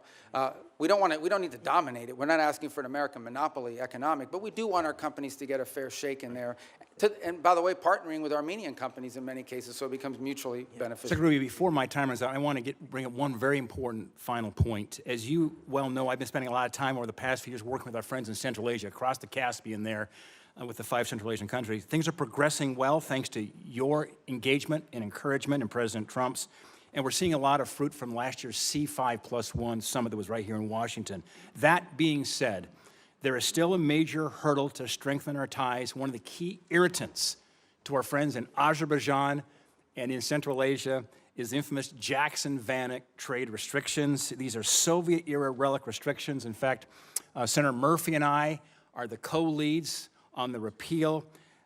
It's long past due that we get this changed. Mr. Secretary, is removing these restrictions a priority for you and your department?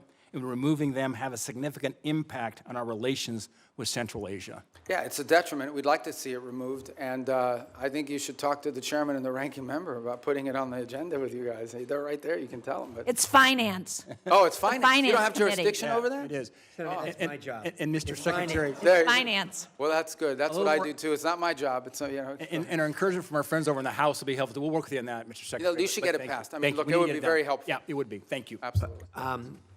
First of all, let me say that I absolutely concur with the Secretary and Senator Daines with you, and I've talked to the President about this, as you know, and I have actually talked to the Chairman of the Finance Committee, who I know relatively well, and we actually have a plan for going forward. You and I are going to meet on that here pretty quickly. I'm glad I have friends in high places, Mr. Chairman. Thank you.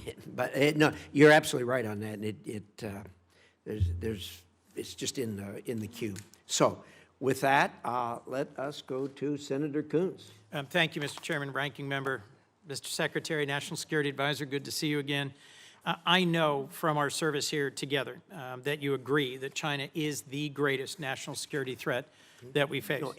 And one of the key reasons is their repeated threats to take control of Taiwan by force if necessary. And Taiwan, as we both know, is not just some faraway island. It produces 90% of the semiconductor chips critical to everything from F-35s to iPhones.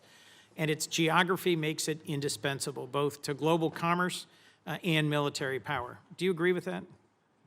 To Taiwan? Yeah, it's not just strategically important in terms of where it's located. It also is the message that it sends to the world if something were to happen to it. Agreed. That's why for decades, really with leadership from the Senate in a bipartisan way, we've provided arms to deter the PRC's potential military aggression. In fact, you introduced the Taiwan Peace Through Strength Act of 2023. In January, Congress pre-approved a $14 billion arms package for Taiwan. It's been 6 months. We haven't received a notification. Have you advised President Trump to proceed with this? Yeah, it's under, but I don't know if you were here a moment ago when I discussed, we just did $11 billion in December, which was, I think, the largest sale in history. Certainly, I think it was more than the cumulative amount under the Biden administration. And I recall during 6 years of the Obama administration, there was zero gone to Taiwan. So some way you would argue that we're trying to make up ground. So why hold off on it now? Well, so the other 14 is being reviewed. It's under review. It hasn't been, I think it's been noticed, but it hasn't been reviewed. I mean, it hasn't been approved yet. So it's here's under my review under the concern. White House. Mr. Secretary, my concern is that President Trump has said publicly that arms sales to Taipei are a great negotiating chip with China. And my concern at a time when the PRC has been far more aggressive than they were in previous years, centerline crossing, circumnavigation of Australia, aiding Iran and Russia in their war goals and aims, frankly, literally helping Iranians target U.S. service members. I respect the importance of our having an open negotiation and relationship with the PRC, but in the meetings you were in Beijing, did the president offer to condition arms sales to Taiwan in order to placate Xi Jinping? Well, look, I'm not going to discuss what was the president's words in a meeting and not. Suffice it to say that, you know, that specific question you just asked, that's not the context in which the president has raised this in the past. When the president says it's a great negotiating thing, what he's really saying is it's because China, as you can imagine, always mentions this. Like, this is a top priority for them. They are constantly talking about Taiwan arms sales. But that in no way is what is holding up our decision-making or the White House's decision-making. It is something the president will have to decide on the timing of when and how that is executed on. It's been approved by Congress. It's been noticed. The money's available. And as I said, we are just coming off the heels of a very large sale in December of last year. So there are a variety of reasons why these things don't happen immediately. Well, I'll just assert, Mr. Secretary, that there is more reason than ever for the administration with congressional support to continue providing robust military capacity to Taiwan, given that the PRC is more and more regionally aggressive. You also introduced and passed legislation in 23 prohibiting any president from unilaterally withdrawing from NATO. I assume this was because you recognize that our alliances are a key advantage against Russia, against China, against other adversaries. Do you still consider Article 5 an unconditional commitment? Yeah, so let me address that holistically, if it's okay, because I think we have time to do it. First of all, you're right. I have, throughout my entire career in the Senate, and through much of my time now in this administration, been a supporter of NATO. I see its utility. The key, and I'm just being honest with you when we talk about this, one of the key arguments that I would always use on behalf of NATO is the fact that it allows us basing rights that we could use in a contingency operation in a time of conflict, in a time of need, that we just have had. So when you have countries in this alliance, because understand, at the end of the day, we are providing basically the defense backbone of an entire continent of rich countries. These are not poor countries. These are rich countries. And the utility of NATO for us is that it provides these basing rights. Now we are living in a world in which some of these countries, I point to Spain as an example, openly brag about how they've denied us the use of these bases. And so if the core rationale for us being in NATO, if what we get out of NATO is the ability to use bases, and then we have members of that alliance that are basically denying the use of those bases in a contingency, it calls them to question the entire thing. Forgive me, I have one more question I want to make sure we get to.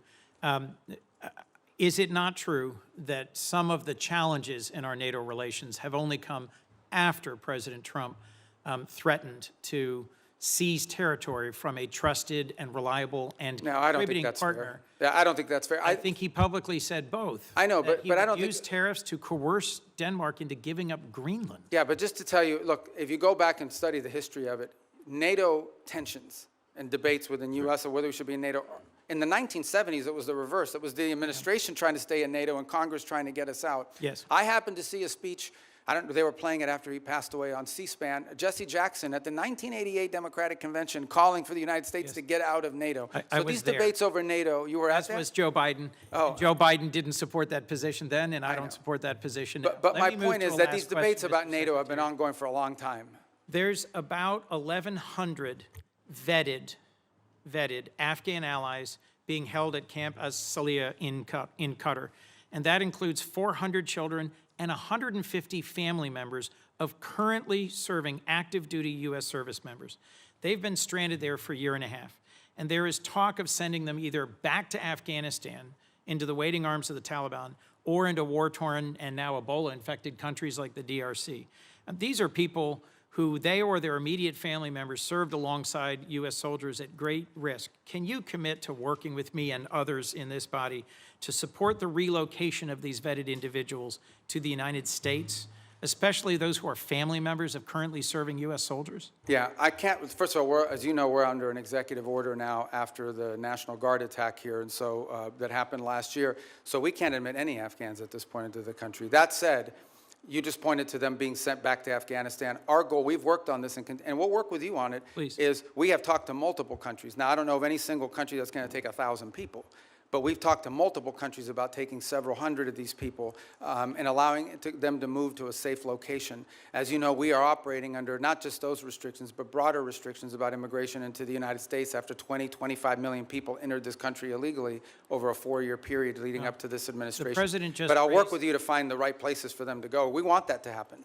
The president just raised the refugee cap exclusively to allow Afrikaners into our country. I would welcome a chance to work with you to find safe third countries for these Afghans. And I frankly think we ought to be revisiting our refugee policy, because the refugees who've come into our country in the past are the most vetted and often the highest contributing. As you know, my childhood church hosted a South Vietnamese family, and seeing the 5 of them become great Americans, entrepreneurs, contributors. It is refugees from oppression overseas, whether from Cuba or Venezuela, Vietnam or Afghanistan, who have long contributed to the United States. Thank you, Mr. Secretary. Senator Paul. I'd like to revisit for a moment the boats that were blowing up in the Caribbean and the Pacific that referred to as drug boats. I think it's interesting that the 3 secret criteria we're using to blow up the boats doesn't include whether they have drugs on board. I would like to add that the statistics from the Coast Guard also say that when we interdict alleged drug boats in the historic way, the way we've always done it, about 1 in 4 don't have drugs. We make mistakes. We see something suspicious about the boat, we stop them, and they don't have drugs on board. I would also like to add that drugs is not a criteria for blowing up the boats that are called drug boats, but neither is arms. So in order to blow them up, we don't have to say that they're armed or have drugs, and I think a lot of people would have questions, which I still do. I am glad to hear today, though, that the administration and the negotiations are willing to trade sanctions relief for removal of enriched uranium. I've said for a long time and argued for a long time that sanctions in and of themselves rarely, if ever, are of any value. I've yet to see any Chinese behavior that's changed because of sanctions. I've yet to see any Russian behavior change because of sanctions. I've really yet to see any Iranian behavior change because of sanctions. However, sanctions do have some leverage and ability to exact change if you remove them. So the removal of sanctions might actually have some hope. So I support the administration in this. Now, there are many Republican critics who have been vocal on the airwaves recently saying, oh, no, we can never negotiate with them. These are terrible people. Well, you don't really negotiate with really friendly, good people. In a time of war, you're going to have to negotiate with an adversary. So I do commend and supportive of the idea of this. And the other thing is, it's very verifiable. You don't even have to wait for verification. You could say the trade sanctions end as soon as we get the 440 kilograms of enriched uranium. Now, it has to be dug, I guess, some of it from under a mountain of rubble, but at the same time, be very verifiable. But what I would argue and what I would advise is that you really, why not offer everything? Offer all of the relief of virtually all of the sanctions if you get it. Now, you can wait if that's what you want, is the enriched uranium out and a promise. Now, the rabid hawks will argue, well, we're not going to negotiate with terrorists. We're not going to negotiate with bad people. Then they'll continue to have enriched uranium, and they'll continue to enrich uranium. So I do think that the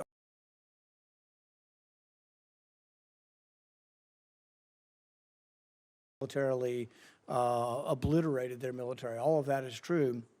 It's as Fred Ickley wrote in Every War Must End, that military victory doesn't always translate or lead to political resolution or to things that you want done.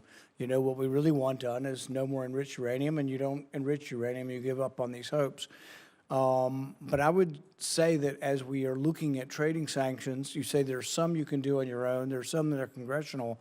I would be bringing in the leaders in the Congress who can give up on these sanctions and hopefully try to get their voice saying yes, if they will give up. Because if you give up a few piddling ones that that won't change things, that the White House has the ability to do, and you still have all these congressional sanctions, if you're on the other side of that equation, you might say, we're not giving up the one thing we think is leverage, the enriched uranium, for maybe a little bit of sanctions relief. So I would say really go all in on it, because it would be verifiable. You don't have to wait and prove it. You would have to prove in the future whether they're enriching. But I think that is a good step forward, but it's also important for people to have a discussion of what diplomacy is, and that diplomacy doesn't always have a bad name. And frankly, I'm glad to hear that the administration is negotiating, and I wish you luck. And I'd love to hear your response in general. Well, first of all, the president's made clear the priority is Iran can never have a nuclear weapon. And what do they need to have a nuclear weapon? They need a couple things. They need the ability to enrich. That has been substantially destroyed, but could always be rebuilt over time. And the second is the ability, and highly enriched uranium, it's 60%, that could quickly be enriched to 90% weapons grade. The second point you make is about sanctions. So that's the goal here. And the sanctions, first of all, there's a combination of sanctions. There's sanctions that block direct sort of activities that generate revenue. And that's problematic beyond the nuclear program, because they also use this revenue to fund sponsor terrorism like Hezbollah and others around the region. And then there's the frozen assets, which are related to sanctions, but these are Iranian assets that have been frozen that they don't have access to. So what I would argue, and again, I don't want to get ahead of myself because we're not engaged in this conversation with them yet, but if you get into a situation in which the reason why there are sanctions are because of the nuclear program, and so if they comply with what we're demanding on the nuclear side of it, zero enrichment, get rid of the enriched uranium, they're complying with these things, then I think that's the place where the frozen assets could be discussed. The more they give, the more they would get. I think ultimately we will still face other challenges related to Iran separate from the nuclear program, like what they use their money on, which is to sponsor Hezbollah and to sponsor Hamas and to sponsor terrorism around the world. But on the nuclear question, which was the president's been focused on now, no nuclear weapon program, the sanctions that are directly related to the nuclear program, the more they give, theoretically, the more they should be willing to get. What they're not going to get it as a down payment. They're not going to get it as a signing bonus. And I would also point out that negotiations on nuclear matters are highly complex, highly technical. And so it will take some time to work through that, as is sanctions, by the way, highly technical, and in many cases multifaceted. There are UN sanctions, there are US sanctions, there are US congressional sanctions. So there's a lot to unravel there. Is benefit from the idea of trading sanctions relief for activity. And if you don't ever trade them, if you just have them on the book, then I think they're of little value in changing behavior. Thank you. Senator Booker. Thank you very much. Mr. Secretary, you and I talked a lot about Africa, and I raised concerns about a lot of the cuts. We're seeing globally an increase in tuberculosis, an increase in malaria cases. We see a continued ongoing on the continent HIV crisis. And the United States has pulled back from a lot of its investments in those areas. Now with the crisis with Ebola, we see the challenges that have been brought about as a result of our surveillance early detection, and the like. So I'm just very concerned about what the administration's strategy is, because we're clearly seeing here that what goes on the continent of Africa directly affects our public health as well.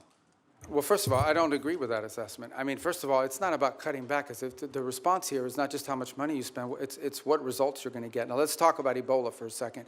Ebola, the outbreak in Ebola was in a war-torn, isolated rural area in the DRC. That's where that began. Since that time, our response has been very quick, very rapid. Well, so you're saying you did not cut early detection, Pierce. I'm not talking I'm about saying that whatever you're pointing to as a cut is not the reason why there was an Ebola outbreak. I'm not connecting the two. I'm simply saying. Well, you are connecting them. You said that our cuts Senator in Rubio, I'm not trying to get in an argument with you. I would really like to actually have my questions answered. So very quickly, we cut early detection when it comes to infectious diseases on the continent.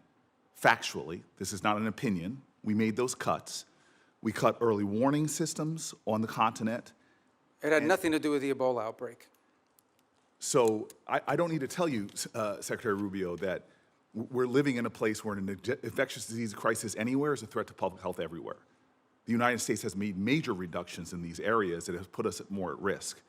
If you're talking about this clearly Ebola crisis, there's other things and other cuts we've made, and you see it factually. Even our own State Department personnel that I've talked to are saying we're less prepared for a global outbreak than we were before. And my worry is, specifically in a budget hearing, is this budget makes even deeper cuts into the kind of things that could prevent the next outbreak, or, as we've seen unfortunately with COVID, have us more prepared. Yeah, I don't agree with that assessment. I don't know who told you that at the State Department. So just let's as an move on. example, My time is limited. I know, but that's an important we can't question. even I don't want to agree eat on- up your time, but I No, need to answer that because I just don't agree with that. Mr. Secretary, you can't even agree on the facts. Because that's not accurate. I mean, again, you look at what we've entered into with these It's countries. not accurate that we cut early detection. Because those have all been repurposed in different arrangements that we now have with these countries. As an example, when Well, we I would like, for the record, because we're not going to cover it in my short time, if you're telling me we are as prepared or more prepared before the Trump administration came in, I'd like to see the facts. I think when these reforms are finalized, which we're on the verge of doing, we're actually going to be better prepared. We are responding today faster, not just to humanitarian crisis, but to outbreaks than we were before. We are responding in some cases within 72 hours, are able to move funds to task, which you weren't able to do in the old system. And we're also building the capacity of Mr. these Secretary, nation states through these Mr. Secretary, compacts. may I please reclaim my time to shift gears? The Strait of Hormuz, I was listening to their conversations you had with some of my colleagues. We've now seen the Strait closed for months, and you explained that we're going to see an opening of the Strait, and ultimately the exchange we will get for that is, after that fact, we will release certain sanctions.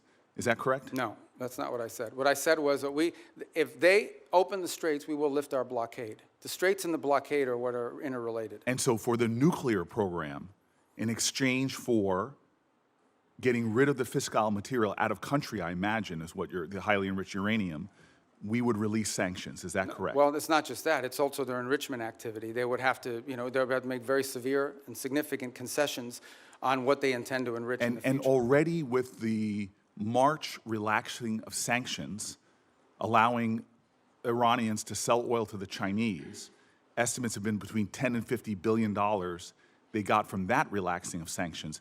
How much money might we see in a deal in our relaxings of sanctions in order to get rid of the highly enriched uranium and stop their enrichment? Well, let me just tell you on that portion. The sanctions that were released on Iran were boats on the water. And so that oil was already out in the marketplace. It was sold at market rates, but the sanctions covered, and to the extent we've been able to enforce them, we have the revenues of those sales. So yeah, the Iranian oil was unsanctioned so that it could be sold, but the revenue would have to flow back to blocked accounts, which our sanctions were able to go after. We've also seized, I believe, 6 vessels in the Indo-Pacific that involved Iranian sanctioned oil on top of it. So that wasn't necessarily a trade. They didn't get $50 billion directly as a result of. They might have gotten some of it. They certainly didn't get the majority of it. They are now losing hundreds of millions of dollars a day in revenue because of the blockade. And the blockade exists because of what they're doing in the Straits. Right, and I guess the conclusion I have, and my time's expired, is that the Strait of Hormuz was open before this unjustified war. We're now scrambling to try to find a way to get it back opened again. Not only is it causing economic havoc to our country and to residents all around this nation, families trying to make ends meet, but you see on top of that, the Iranians finding ways to leverage that, as we allowed them to do with the Chinese for tens of billions of dollars. And so my point is, before we even get to a nuclear negotiation, this regime is getting money to rebuild, purchase more drones, cause more havoc. And this is before we're even trying to get back to a But I point don't, where I apologize, I don't understand how they're getting this. What revenue are you referring to? well, there's two sources of revenue we're seeing. One is the revenue from the Chinese, that's factually documented. And number two, the revenue that you're proposing that they should receive by releasing all of their highly enriched uranium, as well as in making a commitment about their enrichment capacities. Yeah. Hold on. And that was the exact deal that you guys vilified, that the president and you vilified President Obama from having. Yeah, no, So I don't here think we those are have a not the same. worse situation where Those are not the same where our deals. adversary and our enemy, who's causing havoc in the region, who is funding proxies and terrorists, has discovered, thanks to you all, the power of shutting down the Strait of Hormuz. No, they didn't which discover, is they all- knew that a long time ago, and they've done well, it before. clearly, we all knew that a long time ago. That's why this And they intended to do this at ill-conceived some point war in the should have future never as well. happened. Yeah, but- you have but- made our adversary in a stronger negotiating position. We are the strongest nation on the planet Earth, and we're in a stalemate with Iran. And now we're begging to get back into a deal that you all We're not trashed in begging. the first place. There's no one begging. I don't know. Clearly, this is a Senator shame. Senator Booker, your time's up. But can Senator I just- Rubio, since he's I do gone want to over, you address can some of these points respond. because they go to the heart of the matter. No one's begging for anything here. The Iranians might be begging because their economy's losing hundreds of millions of dollars a day, that they are losing. Understand, Iran had street protests going on before all of this started. All of those factors, economic factors in Iran, are far worse today than they were 6 months ago when those protests were happening. They have hyperinflation, their currency's completely devalued, they're struggling to make payroll for their government workers. Iran is in a very serious situation, and if it was up to the political class there, and I understand everybody there is sort of radical in some way, but if it was up to the people that actually like go to elections and wear the suits and you see on TV, they'd probably make a deal tomorrow. It's the issue they're facing is that the supreme leader and the IRGC Corps are a little bit more immune from those pressures until they can be convinced otherwise. And I think that's the direction that they're moving in, because the reality, I don't know where you're getting this perception that Iran is stronger. Iran has no navy left. They've lost a substantial percentage of their defense industrial base. That Iran has lost a substantial percentage of their missile launchers. And their economy is far worse today, and I mean far worse today, than it was 6 to 9 months ago. And they are looking at hundreds of billions of dollars of reconstruction costs just to get to where they were 6 months Mr. Rubio, you keep telling us how we're winning this war. The president keeps saying, Well, the war's over completely now. annihilated. The war is not over. And yet the American people see how we're losing at the pump and with their costs, and yet this thing still hasn't been resolved. Every day he tweets out, oh, we've obliterated them, we've annihilated them, they're going to surrender. But yet we still find ourselves spending billions of dollars a week Yeah, Senator on a war Booker, abroad. you've gone way over, and I've been It would very be nice generous if we on had the time. hearings where people Thank had to you, be held Senator accountable. Booker. Senator Scott. All right.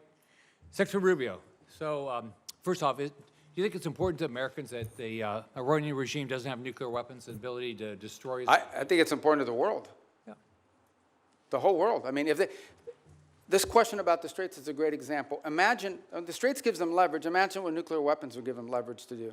At that point, they wouldn't even have to announce that we're controlling this. They would just say, we control the Straits. There's nothing you can do about it because our nuclear weapon will allow us to do it. You will have to pay us a toll for using an international waterway from now on, and you can't do anything to us militarily because we'll blow you up with a nuclear weapon. That is the leverage that they were trying to build.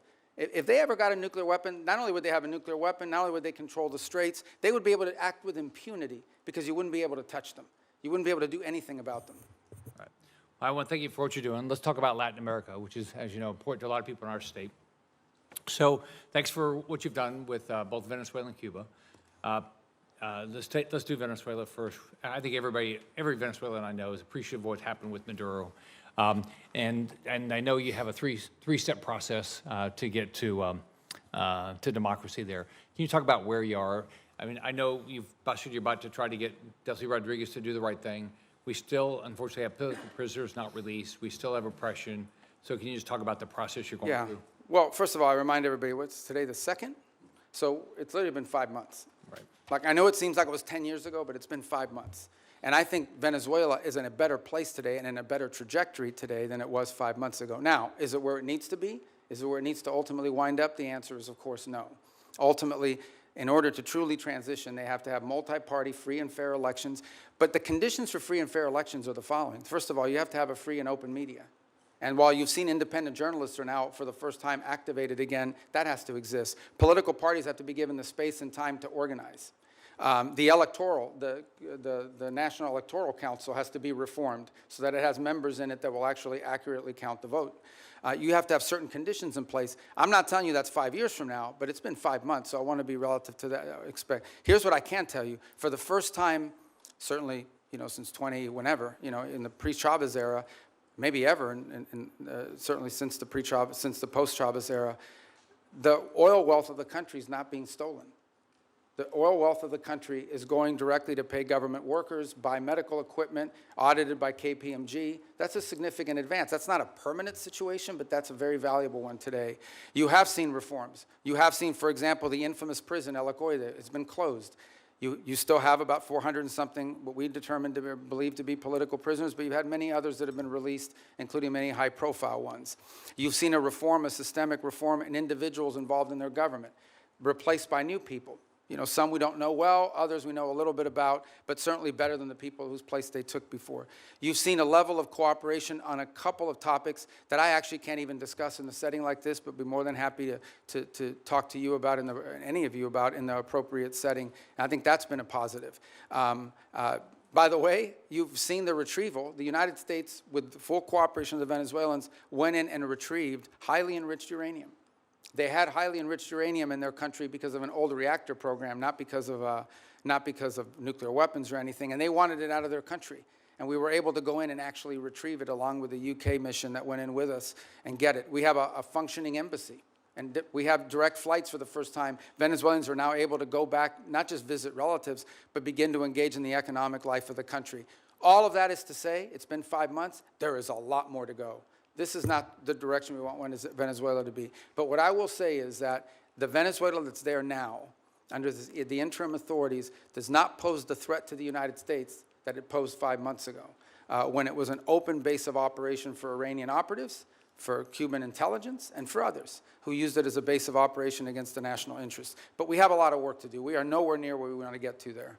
Can you give the same thing about Cuba? I mean, Cuba's a very different, thing, yeah. right? I mean, I think the misnomer about Cuba, or the misunderstanding about Cuba, Cuba's actually not controlled by the government. Cuba's controlled by a military holding company named Gaesa. And Gaesa virtually owns anything, they own the tourist sector, they own mining, they own the gas stations, they own everything. They generate about 70% of Cuba's GDP is under the control of this military company. And they're sitting on between $14 and $17 billion in assets. So you have people literally starving, people literally like power grid that hasn't been maintained in 10 years, and yet you have this holding military company sitting on these assets. And by the way, not a penny of the money in the military holding company translates over to the public treasury. So the fundamental challenge we have here is that Cuba needs to be, in order for it not to continue to be a failed state, which poses a threat to the United States, they need systemic and serious reform. They need to have economic reforms, and the question is, can they possibly reform, given the people who are currently in charge, both of Gaesa and of their government?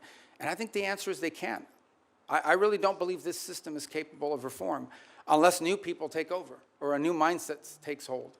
Now, we've engaged in conversations with them. We've offered them what I think needs to happen in order for their economy to recover. And that's the last point I would make, is I think somebody raised this issue of oil blockade. Cuba was having blackouts well before January 3rd of this year. They were having blackouts for years. And they were having blackouts for two reasons. Number one, no one will give you free oil except Maduro. That's what's changed here. What's changed here is they're no longer getting free oil from Venezuela. And number two, the main reason why they have energy blackouts is because they didn't invest a single dollar back into their plants, back into improving their plants. And they could have bought this equipment from any company in the world, but they didn't invest in it. Instead, they invested it to build tourist hotels that now sit empty because there's no tourism into Cuba. So Cuba's a little bit more complicated than Venezuela, but it's a mess. Thanks for what you're doing. Thank you, Mr. Chairman. Secretary Rubio, I trust you're familiar with then CENTCOM Commander and future Secretary of Defense Jim Mattis's famous quote about the importance of funding our foreign policy apparatus. In 2013, in response to a question from the now chairman of SASC, General Mattis pointed out that if you don't find, and I quote him, If you don't fund the State Department fully, then I need to buy more ammunition ultimately, end quote. Unfortunately, despite his service in the first Trump administration, the second time around, you seem to have taken the message as a blueprint rather than as a warning. The budget that you're presenting today cuts the State Department by about a third, after you previously tried to enact steep cuts and eliminations last year, many of which were already rebuked by Congress on a bipartisan basis. Time and again, this administration uses our military as a first tool of choice, manufacturing new crises and new conflicts that worsen the situation for folks abroad as well as for American people back here at home. And now you're here to justify a budget request that further undermines our diplomatic apparatus, the tools and professionals that are critical for not only preventing crises before they begin, but those who will be responsible for negotiating our way out of Trump's war of choice in Iran and whatever other nightmares he dreams up with. So based on how this administration has conducted itself for the last year, our adversaries are learning that the United States is not a reliable negotiator. They're learning that we will quickly turn to using force before working to alleviate crisis points and prevent war. I'm very concerned that that in turn increases the risk of our adversaries jumping to use force first, increasing risk to American citizens and American interests around the world. We saw that instinct for the military option in the Caribbean and in Venezuela. And now we're seeing threats of it in Cuba while we're still engaged in the Middle East, where President Trump is blowing a shocking amount of money and failing to uphold his solemn duty to put our service members at risk only for the most serious and imminent national security threats to American people. Mr. Secretary, you also wear the hat of our national security advisor. So with both that hat and as Secretary of State, do you agree that this administration has spent more on Trump's war in Iran than you are requesting today for this entire State Department budget request? Yeah, I can't speak to the Department of War would have to speak to you about the money and what they calculate are the costs. I can't give you an accurate answer on that because that's not the thing that I look at. I would think you would have some insight because you are our national security Well, advisor I've seen the also. testimony that Secretary Hegseth and others have conducted in front of their oversight committees, but I don't want to give you an answer that's not accurate. Okay. So. Well, this week, let me put out some numbers that I have. This week, the cost of President Trump's illegal war of choice against Iran are likely to balloon past $35 billion by the rate from DOD's own May calculations, and surpass your FY 2027 budget request of $35.1 billion for the State Department and related programs. That's an astonishing figure. Worth repeating, in just 14 weeks, President Trump will have blown through as much, if not more money in Iran than he thinks Congress should spend on U.S. diplomacy for the entirety of the next fiscal year. This administration's distorted priorities have unfortunately revealed some stark lessons for our allies and partners as well. The United States' use of force first will make them less secure as they'll be caught in the crossfire, left scrambling to protect themselves and their people. Mr. Secretary, do you agree that under Operation Epic Fury, our allies and partners in the region have expressed concern about their security and the threats that followed from this administration's uncoordinated actions? No, I think our allies in the region have been very cooperative, some obviously very aggressively cooperative, like the UAE as an example. Kuwait's been fantastic. Obviously, no country likes to have their oil and their energy infrastructure hit, but I think it's a reminder to them of the threat that Iran poses. And the one lesson when this is all said and done is it's reminded them of, despite all the friendly talk that you've seen in the past, how dangerous Iran is to their own interests, how the billions of dollars Iran has spent, despite sanctions. Iran found the money to build drones and rockets. Okay. And luckily, we've taken a lot of them out, but they still have some, and they still have the ability to launch My question is about our allies in the region expressing concerns, because, you see, public reporting in early May revealed that Saudi Arabia denied U.S. basing and overflight related to Trump's ill-conceived plan to escort ships through the Straits of Hormuz, and they're still not supportive of this risky tanker escort plan. And the Strait is still worse off today than it was before Trump initiated this war. And that doesn't even touch on the wider global lessons being learned by our allies and partners. Yeah, we don't face any from the Shangri-La dialogue, where I heard from folks across the Indo-Pacific and especially in Southeast Asia who are being hit hard by the same rising energy costs that are devastating American communities. And frankly, this administration insists on using military force as a first resort instead of a last resort, no matter the deadly cost of self-defeating impacts. Your budget request here would sadly perpetuate that trend and undermine the roles and responsibilities that you should be fulfilling as Secretary of State. Thank you, Mr. Chairman. I yield back. Okay, I didn't get to answer any of that. I didn't ask you a question. Well, she didn't answer the question. She doesn't want me to answer? Can I answer anyway? You may. Okay. Well, but she made a bunch of points. I get to answer them, right? First of all, I don't understand this thing about that. Let me tell you, we were just here, maybe you weren't here, we were just talking about it. We did a peace deal with Azerbaijan and Armenia. We just signed the TRIP agreement yesterday, actually, or last week we signed it. Last night I officialized it. That was diplomacy. That's We- great, we but the Trump prevented- administration well, has still blown through but more when do I money get in to talk 14 here? weeks Do I get to talk in than this this committee? entire budget that you're Senator Duckworth, requesting.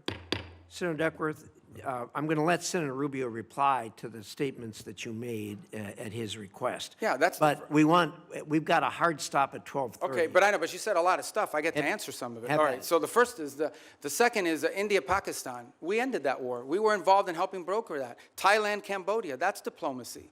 We've been very engaged in fact, as I sit here now speaking to you, I've got the Lebanese government and the Israeli government meeting at the State Department starting at 8:30 this morning for the 4th time after engaging last week at the military level. So we're carrying out now, we're carrying out diplomacy all over the world constantly and very successfully in many cases. Now let me make one more point that you raised about the budget request. Guys, we understand how this process works, okay? You guys understand. I know because I've been involved all the time. We OMB, produces sort of timelines for every agency. We put forward a budget. We say, this is the money we've been allocated. This is how we would spend it. There is a congressional process, which I'm sure you're aware of. And in my time here, 16 years that I was here, I don't ever recall us once ever taking the president's budget and passing it into law. I'm not walking away from the budget. We can make it work if that's the budget you give us. But I have a sense, I have a suspicion, right, Senator Schatz, that we're going to have to work with you guys, that we're going to have to, well, you know, that we're going to have to work with you guys on a budget request that meets your priorities and ours. That's how it works. You guys are the appropriators. We have to work within we will tell you what we care about, we will tell you how we're going to spend the money, but ultimately you will provide us a spending bill, and we will work through those parameters. But we have given you what we can live with. We can make it work. But if you wanted, you know, if you're obviously going to have changes here in Congress. But this stuff about diplomacy and the money spent on the war, diplomacy's always cost less money. We don't buy missiles. We don't buy rockets. We don't buy large airplanes and aircraft carriers. But we've been very effective. And I can give you list after list of places where we have had an impact in either de-escalating crisis before it started or ending active wars. And I'm very proud of the work that we've done in that regard, some of which haven't even been publicly discussed in some cases because they weren't high profile. And my last point. We remain heavily engaged in areas that maybe not at the core of our national interests, but nonetheless are related to our national interests. You think about Sudan for a moment and the Quad. This has been a very frustrating situation to put together, but we helped convene a donor conference that got pledges for when that is resolved. We've put a lot of time and energy in a situation that now, unfortunately, has turned into a proxy in the Middle East because of the UAE and the Saudis on opposite sides of it. In Libya, where our work in Libya now it's still divided, but they, for the first time ever, have a joint budget. For the first time ever, are cooperating on energy deals that are going to be beneficial to the people of Libya. So I just don't think it's fair to say we're not actively involved in diplomacy on last year's budget and spending, because we are, and we have been, and to great success. Thank you. Senator Curtis. Thank you, Mr. Chairman. Clock setter, thank you for resetting the clock. Mr. Secretary, thank you for being here. And I'm always truly impressed with your ability to navigate around the globe so articulately and explain the positions. Like you previously, I chair the Western Hemisphere Subcommittee. One of the focuses that I've had is on Taiwan and Taiwan's relationship in the Western Hemisphere. We actually had our first subcommittee hearing on Taiwan's allies in the Western Hemisphere. And as you well know, Honduras switched diplomatic recognition away from Taiwan in 2023 in exchange for a lot of promises from China. No surprise, those promises have not been fulfilled. And the current president, during his campaign, talked about returning back to Taiwan and restoring that relationship with Taiwan. In your budget, you have $245 million for the Countering PRC Influence Fund. And I'd like to note Senator Van Hollen and I have a bill that would actually carve off a portion of that specifically for Taiwan and countering the PRC influence there. So I guess my question is, what can the U.S. do potentially with that fund, Countering PRC Influence Fund, for Taiwan, particularly as it relates to Honduras, kickstarting that relationship, developing joint set of economic priorities for Taiwan in the Western Hemisphere, anything else we can use that fund for? Yeah, well, first of all, the reason why these countries switched recognition primarily was because, you know, the Chinese would go in and they would say, if you switch recognition, we are going to provide you this loan, this, and in some cases worse than loans. Maybe there was even cases of bribery and things of this nature, but we're going to provide you free this and a free that. We're going to build an auditorium for you. We're going to build a bridge. We're going to build a port. And they haven't kept many of those promises. So I think the first thing is to just point to the fact Bait that and switch. yeah, in many cases, these things are not provided. The other angle of it is if it's loans, they create these debt traps, which is an argument we make all over the world, but particularly in the hemisphere. But the broader goal of this fund is not just simply Taiwan-related, although that's the reason why that's an action they took as a result of this leverage that was established on them. But more broader, in many cases, these countries are trying to develop their telecommunications system. They're trying to build roads. They're trying to develop whatever it may be. And frankly, the only companies that show up are the Chinese companies. And they show up with lower cost, a financing mechanism, et cetera, et cetera. Now, there's a track record of not completing these projects. There's a track record of flooding the country with Chinese workers that come and do the work. So I think part of this fund is designed to create alternatives to that, to give these countries alternatives to the Chinese or other foreign malign influence that might be occurring in their country. Part of that is attracting U.S. commercial ventures to do it, but part of it is providing the resources so these countries can go out and do this without being subject to or vulnerable to this sort of leverage tactic that's used against them. Thank you. Let me switch to China for just a minute. Your budget notes the merging of the Foreign Service Institute, where a lot of the state language training takes place, with the Human Resource Bureau. And I'm hoping that can improve the language capacity. But here in the Senate, I've picked up the Uyghur Policy Act, which you led when you were here. Part of the bill that I'm especially supportive of is the provision that's supporting the Uyghur language training for Forest Service officers is not only important but required, and that we have Foreign Service officers in Asia and China that can speak that language. I think it's absolutely vital that our diplomats be able to understand the people in their own language as to the abuses that are going on there. Given your previous experience on this bill and the department's focus on the CCP's repression, do you still support this provision, and can you just speak to how important this is? Yeah, well, I think obviously the Uyghur language is not a widespread language around the world, but it's incredibly valuable in an important part of the world. And so I think we want to see a language proficiency. That's generally been a challenge writ large over a period of time. And one of the goals of the consolidation is to be able to drive language school more effectively and more quickly to Foreign Service officers before they're deployed. Obviously, proficiency in certain languages are very difficult. They take longer periods. Some languages are harder to learn than others, especially if the base of the language is, like, just to give an example, it's easy to learn Italian if you speak Spanish. It's much harder to learn Mandarin, and or the Uyghur language for that matter. So, but language is a priority for us. And it's one that, by the way, in our recruitment tools, is one of the things we also look for is whether potential candidates already bring an existing second or third language, which is a huge benefit. Yes, and just very quickly, do you want to clarify, use this opportunity, the president had a tweet about speaking with Hezbollah yesterday. Do you want to clarify for people what happened and anything that you'd like? Well, we received communications via the Lebanese government and the speaker over there on behalf of Hezbollah as early as Sunday about that they would restrain from attacking Israeli territory if Israel did not take new strikes in Beirut. And so it came from Hezbollah, but through Lebanese authorities. I think that clarification is important. Thank you for being here today. I yield. Thank you. Senator Rosen. Thank you, Chairman Risch, Ranking Member Shaheen. Thank you, Secretary Rubio, for being here. Secretary Rubio, I applaud the administration for facilitating a ceasefire last year between Israel and Gaza that will keep Israel safe and from further Hamas attacks and end the suffering of Palestinian civilians. But I have serious questions about transparency, about the funding for the so-called Board of Peace in light of recent reporting that suggests donor funds have been deposited into a private J.P. Morgan account with no independent transparency mechanisms in place.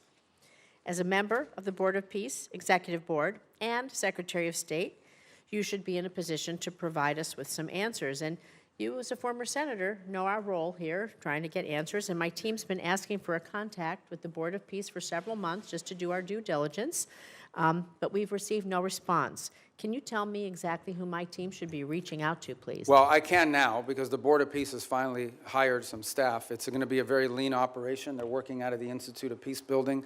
So for some period of time, they really were not. It was just a very lean operation. So do you have a name for my? I do. I just don't have it on me, but I will get that That's to fine. you. We will- But we- I think they just hired staff like in the last two weeks. We will follow up with you. Thank you.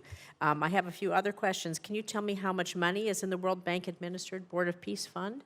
Do you have a? Don't have the answer because there's not U.S. dollars that have flowed. These are donor funds. So can you tell me how much money is in the J.P. Morgan account? Yeah, but again, those are not Who has U.S. the- government accounts. Those are Who has oversight? Well, that's the key here. That ultimately the oversight over the funds of the Board of Peace will be done, and especially when it comes to U.S. dollars, will be done by you in Congress. We have not committed those funds there yet, although we've made a pledge until they've stood up the Board of Peace administratively. Congress will have oversight ability. Thank you. Well, on the U.S. dollars. Of the U.S. dollars. Can the money in the J.P. Morgan account be used to compensate the president or his family or anyone directly? No one's talking connected about with doing the that. president? And you said you just hired some folks and it's going to be lean. About how many full-time personnel do you expect? I think they ultimately want to get up to 15 or 20 full-time. I think they've started at 5, And if so I'm is- not mistaken. is I the- could be wrong, but those are the numbers I recall. So is the $50 million in U.S. taxpayer money that your department wants to give to the Board of Peace, is that going to be used to cover the But I startup? think that 50 million was reversed. We ended up not doing that as a result of the way it was constructed. The Board of Peace is now built out as an international, non-governmental organization. We will follow up with you on that once you give us a contact after this. Thank you. So Secretary Rubio, during your confirmation and budget hearings last year, you committed to me you would support women and girls programming at the State Department. But under your leadership, you've terminated dozens of awards supporting women and girls. You shuttered the Office of Global Women's Issues, GWE. You fired the entire staff. You said repeatedly that regional bureaus will now be responsible for programs to support women and girls, but my staff has asked every single regional bureau if they have a plan to do this, and not a single bureau can provide me with an answer.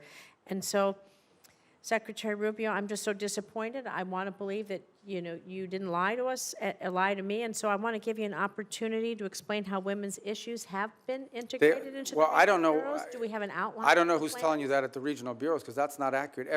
Now, some regional bureaus have a larger mandate on women's issues than So is others. As there you a- example, like in Europe, it's probably less intense Can you tell than me in Africa. who on your team we can reach out to then to find out? Because we're not getting, they're telling us they don't know. Well, the regional bureaus tell you they don't know? That's Not only correct. does every regional bureau have someone in charge of women's issues, or at least in charge of that portfolio, but most of our embassies, especially in some of these key So can- places, Can are we follow advocating up, and this. can I call you Yeah, and of have a course. conversation? Because somehow there's a Yeah, communication. because we didn't eliminate the program. We simply felt that there's a difference between the women's issues, for example, that you would face in Africa versus what you may be facing in some part of Could you name a single new Asia. program that you've stood up in the last, since the GWE office was closed? Do you know Well, of any? first of all, almost every single one of our programs that we do now, our humanitarian response to crisis, our food programs that we distributed, all of them have a women's component to it. So- Primarily because in these societies, Can we women are the follow up first with ones your team, affected. please, so we can get some clarification? 'Cause Yeah, we we'll haven't been follow able up, to and I'll do give that. you the right people. But each of these bureaus has someone, or more than one case, The more than last one person. here is,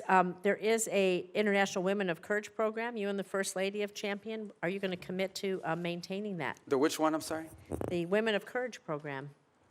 You and the First Lady have championed that. Yeah, well, we had an award ceremony last year. So- I don't know if one is scheduled for this year yet. Thank you. With the remainder of my time, I'd like to remind the American people that as the Secretary of State, your main duty as America's chief diplomat is to maintain our relations with foreign nations. This is why I was shocked to see that you were at a party with President Trump in Miami instead of accompanying Vice President Vance to Pakistan for negotiations. What party was I at? I was at a party? It's publicly reported, and there's photos there. But In what fact, party? Steve No, Witkoff but and you're going to Jared say that. I'm Kushner- going to answer it. I'm going to answer But that let me question, because finish that's an my absurd statement. statement. I was not at a As party. I finish my paragraph, All right. he can answer. Because people are going to In fact, slander me. I'm going to answer Steve it. Witkoff and Jared Kushner, both of whom were never confirmed by this body to be America's diplomats, accompanied the vice president in the negotiations. Even Iran's foreign minister was not there, yet you were not, was there, excuse me, and you were not. I just feel that's embarrassing for us, and it's embarrassing for you. So, Mr. Secretary, Congress represents the American people. We have the power to confirm who represents America abroad. We confirmed you to be our Secretary of State. We confirmed you to be in the negotiations that are happening. And it's just unthinkable to me that you are missing high-stakes negotiations or that you're not involved. It's sad to see Senator you Rosen, excluded. Thank your you. time's up. Yield back. But so let me just- Senator, Secretary Rubio should You're have the 100% opportunity to inaccurate reply. and 100% wrong. Here's why. Number one, the Vice President of the United States was there, and he wasn't confirmed by the Senate. He was elected by the American people. Okay? He is the second in line to the presidency of the United States. He was present. Mr. Witkoff is the president's envoy for negotiation for peace deals. Mr. Kushner is a private citizen that serves as an advisor on these functions. They were the team that we sent to Pakistan. I was not at a party. Where I was is next to the president. Because in the midst of those negotiations, I was in communications with them. And in fact, I think there is media reporting from that evening on how on multiple occasions I went into a back room, I came back out and spoke to the president and was constantly updating him. On that evening, I spoke to Mr. Kushner and our negotiating team and Mr. Witkoff on at least 6 occasions, including twice on a secure line from the phone they had access to over there. So you don't know what you're talking about. You're just Senator making Rosen, stuff up. he has the floor. I know your Please. staff wrote up this cute statement for your TikTok video, but it's not true, and it's not real. That's not what happened, okay? I'm the National Security Advisor and Secretary of State. I was co-located with the President in the midst of a high-stakes negotiation so that I could immediately inform him about events occurring halfway around the world. I was where I needed to be at that moment because we had a very capable team on the ground in Pakistan led by the Vice President of the United States. Thank you. Senator Cornyn. Secretary Rubio, I've heard some of my colleagues here on this committee suggest that the U.S. started a war with the Iranian regime 92 days ago. I happen to believe that the Iranian regime started a war against the West and Israel and has been at war with us since 1979. What's your view? Well, if you go back to 1979 and the taking hostages and build it out from there, I don't know the numbers, if we could even add them up. It's incalculable. Thousands of people around the world, including many Americans, have been killed because of direct Iranian action. All the IEDs, those roadside bombs that maimed and killed our soldiers, were all the mastermind work of the IRGC for decades. The IRGC sponsors terrorist attacks all over the planet. In fact, they were involved, for example, in the bombing of a Jewish center in Argentina in 1993 or 1994. They're consistently, we have people convicted in the United States of America, and one was arrested yesterday, Iranian agents plotting the assassination of American political leaders, including the President of the United States. They've been waging nonstop, not to mention their massive sponsorship of Hamas, of Hezbollah, and all the activities those groups have undertaken. So you're absolutely right that the Iranian system has been waging war on the West. But why is anybody in the United States in specific for over 3 decades, but why is anyone surprised? They openly chant, death to America, death to Israel. They openly say Israel's the little Satan, but we're the big Satan. So I think at some point when people say this repeatedly, you believe their rhetoric and their actions back their rhetoric. This is a very dangerous regime. And the notion that they would ever possess nuclear weapons, that people that are willing to conduct those kinds of terrorist acts would ever possess a nuclear weapon is unthinkable, unbearable, and unacceptable. And it's not going to happen under President Trump.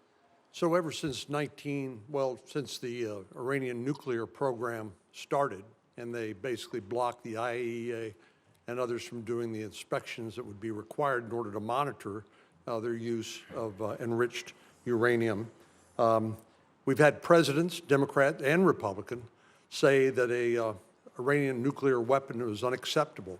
But it took President Trump to actually do something about it.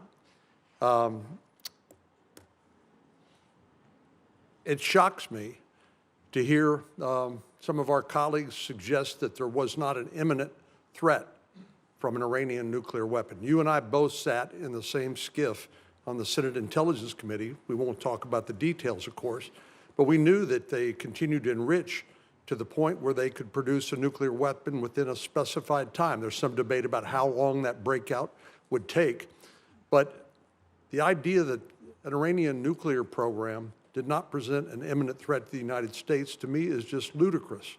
And I think it defies all evidence to the contrary. But do you think if they had acquired a nuclear weapon, that would change the ability of the United States and our allies like Israel to deal with this nuclear-armed Iran? I think if Iran ever acquired a nuclear weapon, they could very well use it because given the theological nature of their decision-making. But just as problematic is they would have immunity. At that point, your options on what you could do about them would be quite limited, and their ability to hold the world hostage. They'd be like North Korea. for example? They'd be North Korea, but worse. They'd be better funded. They would at that point decide that they own the Straits of Hormuz forever and everyone has to pay them a toll, and nuclear weapons, you can't do anything about it. They would be able to act with impunity. They would sponsor Hezbollah. They would sponsor they would hyper scale their efforts of global terrorism and completely try to drive us out of the region and ultimately destroy the state of Israel. That's what their goal would be, and you wouldn't be able to do anything about it because they have a nuclear weapon and would threaten to blow people up if you tried to move against them. Notwithstanding the importance of denying Iran a nuclear weapon, I do applaud the president's attempt to try to use some diplomacy here in order to deny them access to the enriched uranium and their other weapons that they use against Israel and the West. But tell me, why do you think anything that the Iranian regime agrees to that they will comply with? What evidence is there that they will agree to anything that they ultimately will stick with? Well, again, and that's why any deal with them you have to enter into it with clearly verifiable steps. So as an example, simply putting something on a piece of paper is not satisfactory. You have to actually commit to doing it, then you have to actually do it. And so that's our view of it. Our view of it is that any concessions that are made, and I don't even call them concessions per se, but any arrangements that are made with Iran have to come after not just they agree to certain things, but they actually do certain things. And let's be clear about this, because I don't think this is talked about enough. If what Iran wants is nuclear energy for their country, there are mechanisms to do it. There are countries all over the world that have nuclear energy, but they don't enrich. They certainly don't enrich the 60%. They don't do it hidden in a mountain, deep buried underground somewhere. If what they want is nuclear energy, they can have it. There are mechanisms for them. The problem with Iran is not that they want nuclear energy. The problem with Iran is that everything they do is consistent with the activities of a nation that seeks to develop a nuclear weapons capability. Thank you, Senator. Senator Schatz.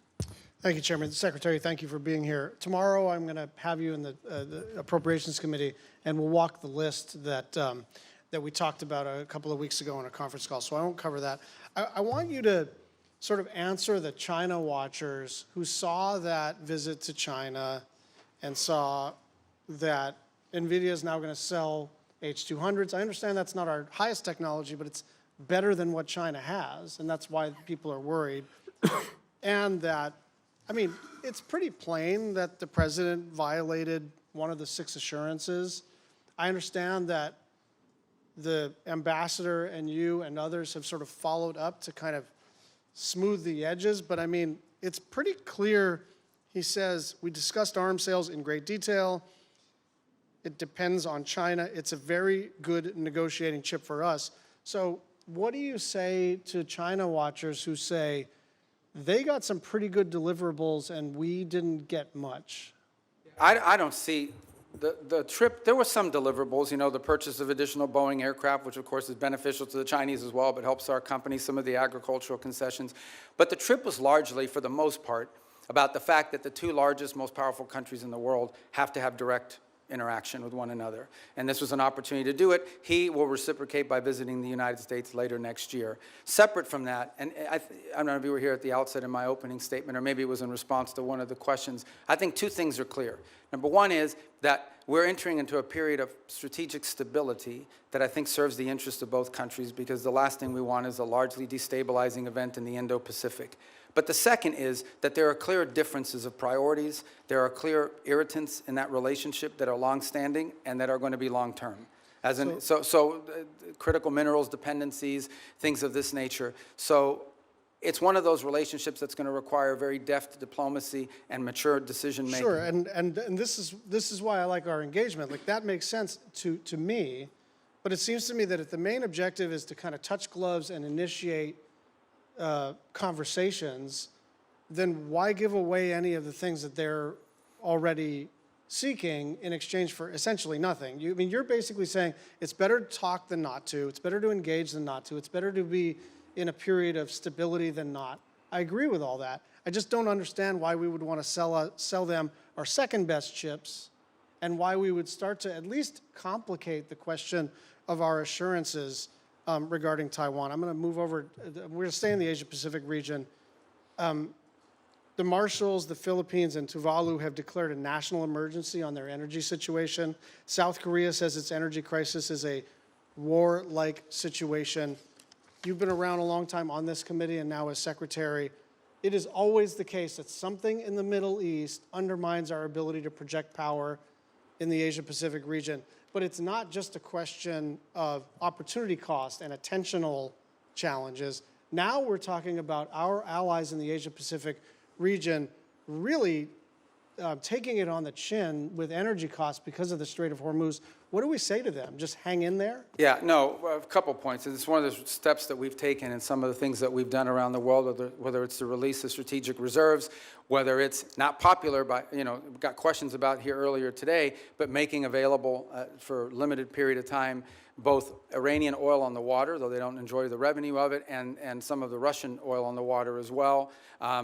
The third point, though, that this points to is a much deeper one, and that is that while the Straits of Hormuz provides about 20% of the global oil supply, it is probably 80 or 90% of the supply in the Indo-Pacific, given the geography and so forth. So one of the things that I think is going to come about as a result of all this in the long term is more diversification in where they're going to get their energy from, including from the United States potentially, certainly with Japan and some other countries in the region will benefit. But you know that the sort of project It takes timeline, time. It all takes time. So Understood. That's like cold comfort if you're running a country and your gasoline and your fertilizer and all your input prices just skyrocketed because of President Trump's decision to go to war with a country clear across the world. But see, and I understand your point, but I also think in all these questions, we're getting a lot of questions about us. I don't think it's fair because ultimately, the people who have closed the Straits of Hormuz are Iran, and they're doing so in violation of every international law you can imagine. The Chinese are against it. Everyone is. We have, I think, a record number, 140 co-sponsors at the United Nations on this resolution that hasn't come up for a vote yet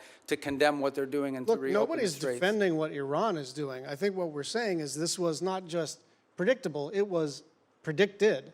This was what everybody said. You don't have to be some expert in foreign policy. You don't need to get into a skiff. You could literally put this into an LLM and say, what will happen if we take kinetic action against Iran? And the first thing that would pop out is, well, they'll probably close the Strait of Hormuz. So it's really shocking to me the degree to which this administration expresses shock that the thing that everybody said was going to happen ended up happening. But here's the point I would make on that, and that the reverse of that is, so that the alternative is to say, well, then we have to go ahead and let Iran develop a nuclear weapon or they'll close the Straits of Hormuz. I mean, at some point you have to take action on this situation, understanding there'll be a reaction to it, but it cannot be. Iran will always have the ability to threaten the Straits. You don't need much sophistication to, if you threaten commercial vessels and shooting them, they're going to stop moving. Dropping mines, by the way, it's not just Iran that can do it. The Houthis could do it in the Red Sea, and they're not nearly as large as Iran is. I think this is a more fundamental challenge, and that is, are we now forever limited doing it? Do we just have to let Iran go ahead and develop a nuclear weapon because of their threat to close the Straits of Hormuz? That's an untenable situation. Secretary Rubio, thank you. But I'll see him tomorrow, so don't worry. Yeah, okay, that's good. Tomorrow's approach. I know we're supposed to have a hard stop at 12:30, but No, we'll do it. Senator Let's go. Cruz has been patient. I hope you'll give us Only because it's him. one We'll more do it. bite Let's of go. the apple. Thank you, Mr. Chairman. I will say, Mr. Secretary, since you left the Senate, I've been obliged to serve Cuban coffee in my meetings because you left me as the only Cuban American left behind. So come by if you want a cafecito. Let me start by saying that President Trump's decision to strike Iran was the most consequential decision of his second term as president. And I want to commend you, I want to commend the president and the entire administration on the extraordinary success we have seen. In less than 40 days, the United States has utterly and completely destroyed the military and nuclear infrastructure that the Iranian regime spent nearly 50 years building. Every day that passes increases American leverage. Iran is weaker, poorer, and more isolated than it's been in decades. The president has laid out 4 red lines for any resolution to this military conflict. Number 1, that there be zero enrichment by Iran. Number 2, that they hand over all of their enriched uranium. Number 3, that they stop funding terrorism worldwide. And number 4, that they open the Strait of Hormuz. I agree with all 4 of those red lines. Do you agree with those red lines, and how achievable do you believe they are in the coming weeks and months? Yeah, you stated the poor positions the president has taken accurately, And the entire administration is supportive of it because that's what we take our directives from the president. And personally, during my time in the Senate, these would be consistent with my thinking. I would only reverse it in the following order. The Straits of Hormuz, it would have to come first because what they're doing there is unlawful and illegal to begin with. That has to open immediately. And that has to open immediately in exchange, not for anything else other than us lifting the blockade. We have a blockade on Iranian oil leaving. And the reason why we have a blockade on Iranian oil leaving is because they closed the straits. If they open the straits, and by open the straits, understand what we're saying. It's saying you're not going to threaten to shoot at commercial vessels of civilians and create ecological disaster. That's what they're doing. It's unlawful, it's illegal, it's outrageous. Every country in the world condemns it. If they end that, we lift the blockade. Then we enter into the second phase, which is the nuclear question. On enrichment, they don't need to enrich. If what they want is a nuclear energy program, they can have one without enrichment. And it was somebody the other day, a few questions ago, I forgot who it was, said that what we're working on is similar to JCPOA. It is not. JCPOA would have expired this year. And it allowed them to keep all the enrichment equipment that they needed. And clearly that equipment could get them to 60 and 90% because they've done it to 60% as a result of it. So it would have to deal with that question. And it would have to deal with the highly enriched uranium that they currently are in possession of. There's no reason to have, the only reason to have 60% enriched uranium is to turn it into 90% enriched uranium and put it into a weapon. So those remain, and on the sponsor of terrorism, absolutely. To the point where I would argue, for example, it's one of the interesting things that's happening, and I know Senator Shaheen has a great interest in Lebanon. It's one of the most ironic situations in the world. The Lebanese government and the Israeli government could do a peace deal tomorrow. Israel has no territorial claims in Lebanon. And Hezbollah is in particular, in fact, Hezbollah has called for the overthrow of the current Lebanese government. The impediment in Lebanon is the fact that Hezbollah has embedded itself into that country and is the reason for all the suffering that's happening there right now and all the suffering that's historically happened. Entirely funded, entirely controlled by Iran. There is no Hezbollah without Iran. There is no Hezbollah without Iran. I mean, there might be a political movement with ideology, but they don't have a bunch of rockets, they don't have a bunch of weapons without Iran. They are a complete, total proxy of Iran, and that's the kind of activity that needs to be I want to come back to Hezbollah in a moment, just focusing for a second on Iran itself. For some time, I have urged the administration, I've urged Israel to arm the protesters in Iran. I don't think it is fair to expect the Iranian people to stand up, protesters to stand up with rocks against soldiers with machine guns. Are we arming the protesters, and should we be? Yeah, I'm not aware of any program to arm civilians in Iran to overthrow their government. I mean, there may be other countries doing it or other elements, but certainly not the U.S. government. All right, let's go back to Hezbollah. So you spoke with the Lebanese president, Joseph Aoun, over the weekend. The State Department sent out an email to journalists shortly after your call in which the State Department spokesperson said, quote, Iran wants to prolong the conflict in Lebanon so it can claim credit for saving the day. I have to admit that didn't strike me as accurate. I don't think Iran wants to keep the conflict going in Lebanon. I think they desperately want Israel to stop killing Hezbollah. Do you agree with that? Yeah, I think the point I was trying to make is that we are trying to view the Lebanon-Israeli talks as separate and distinct from Iran. And what Iran wants to do is mix it all together. Because Hezbollah is not legitimate. There's a government in Lebanon. That's who we're dealing with. And Hezbollah is not their equal in terms of who we're going to be dealing with or who needs to be in charge. So the point we're trying to make is that is what Iran is trying to stymie. They are trying to stymie any effort in which Israel and Lebanon can work together and prolong it so that if an arrangement is reached at some point in the future, they can claim credit for having forced it through leverage. And that's why you see, for example, Hezbollah agreed to a ceasefire about a week ago and then immediately violated within hours. You would agree every Hezbollah terrorist that the IDF kills makes America safer? Well, Hezbollah is a danger to the United States. There's no doubt about it. I think the question is, how do you do that? And how do you achieve the objective of demilitarizing and defanging Hezbollah while at the same time strengthening the legitimate government of Lebanon, and particularly the president and others? That's been the challenge there for a very long time. That remains the challenge now, of course. The capabilities of the LAF are not where they need to be.